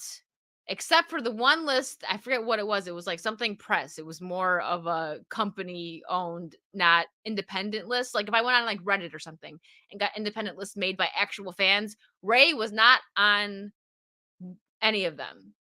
But then as soon as I grabbed a list that was made by like a corporate company, Ray was on a list. She was like number one. I'm like, oh, Yup. shut it. Just shut it. But yeah, so that the one female list was bad, yeah. But chat rioted. All right, Corey, I'll check it after this. We're getting ready to end. So all right, Amanda, what do you have coming up? I'm gonna be going on Kick. And oh yeah, we hit the 2-hour mark, and my camera is about to just like it's really messing up, so I got to restart. But yeah, okay, what do you got going on? I'm gonna go on Kick after this. I'll be on Kick tomorrow. Tuesday is kind of like my day off from the internet. So yeah, but I'll be playing. I'm either gonna do Resident Evil 4 or just chill out and do some Sea of Thieves or Dead by Daylight when I get off here. I need a little break. I gotta restart my computer too. So Monday I'm gonna be doing some Knights of the Old Republic on Twitch. Tuesday. So I've actually kind of halfway been bullied to make Tuesdays and Thursdays Sea of Thieves because I need a galleon that's mine and not. Apparently, Ark was so upset. He's like, "Wait, we can't just drop everything off at that big tent. We have to take it to the individual people." Like, yes, Ark, we have to take it to the individual people because I don't have a galleon. So Tuesday will probably still be Fortnite unless someone like riots and burns down something or whatnot. And then Thursday will be Sea of Thieves. Saturday, Literary Souls, and I will be I don't think I'm gonna get through Dune. I was gonna try and do Dune on Saturday, but I might just. I know Elijah's already done a review of this book, but I'm probably gonna read this book, Halo: The Fall of Reach. Do it. I'm gonna review it since Dune is starting slow. Like I'm like slogging through the first few chapters, and I'm just like, so I'm probably gonna read Halo first. Yeah, but I do have Dune. I'm trying to read it, and then of course, Unplugged next week is on my channel. Yes, Unplugged next week is on Mando's channel. Again, if my camera shorts out, guys, my bad. I'm trying to get off quick now that we finished that list because I feel like my camera is going to just freeze on me. And then when that happens, like Mike starts messing up. So it's just going to ruin everything. So my bad that we're like speeding up the end here.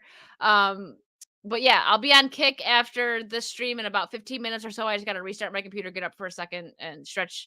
And I'll be playing a little bit on Kick. Monday, I'll also be on Kick. I will be doing a Wicked's World during the week. Next week, I have X-Ray Girl coming on.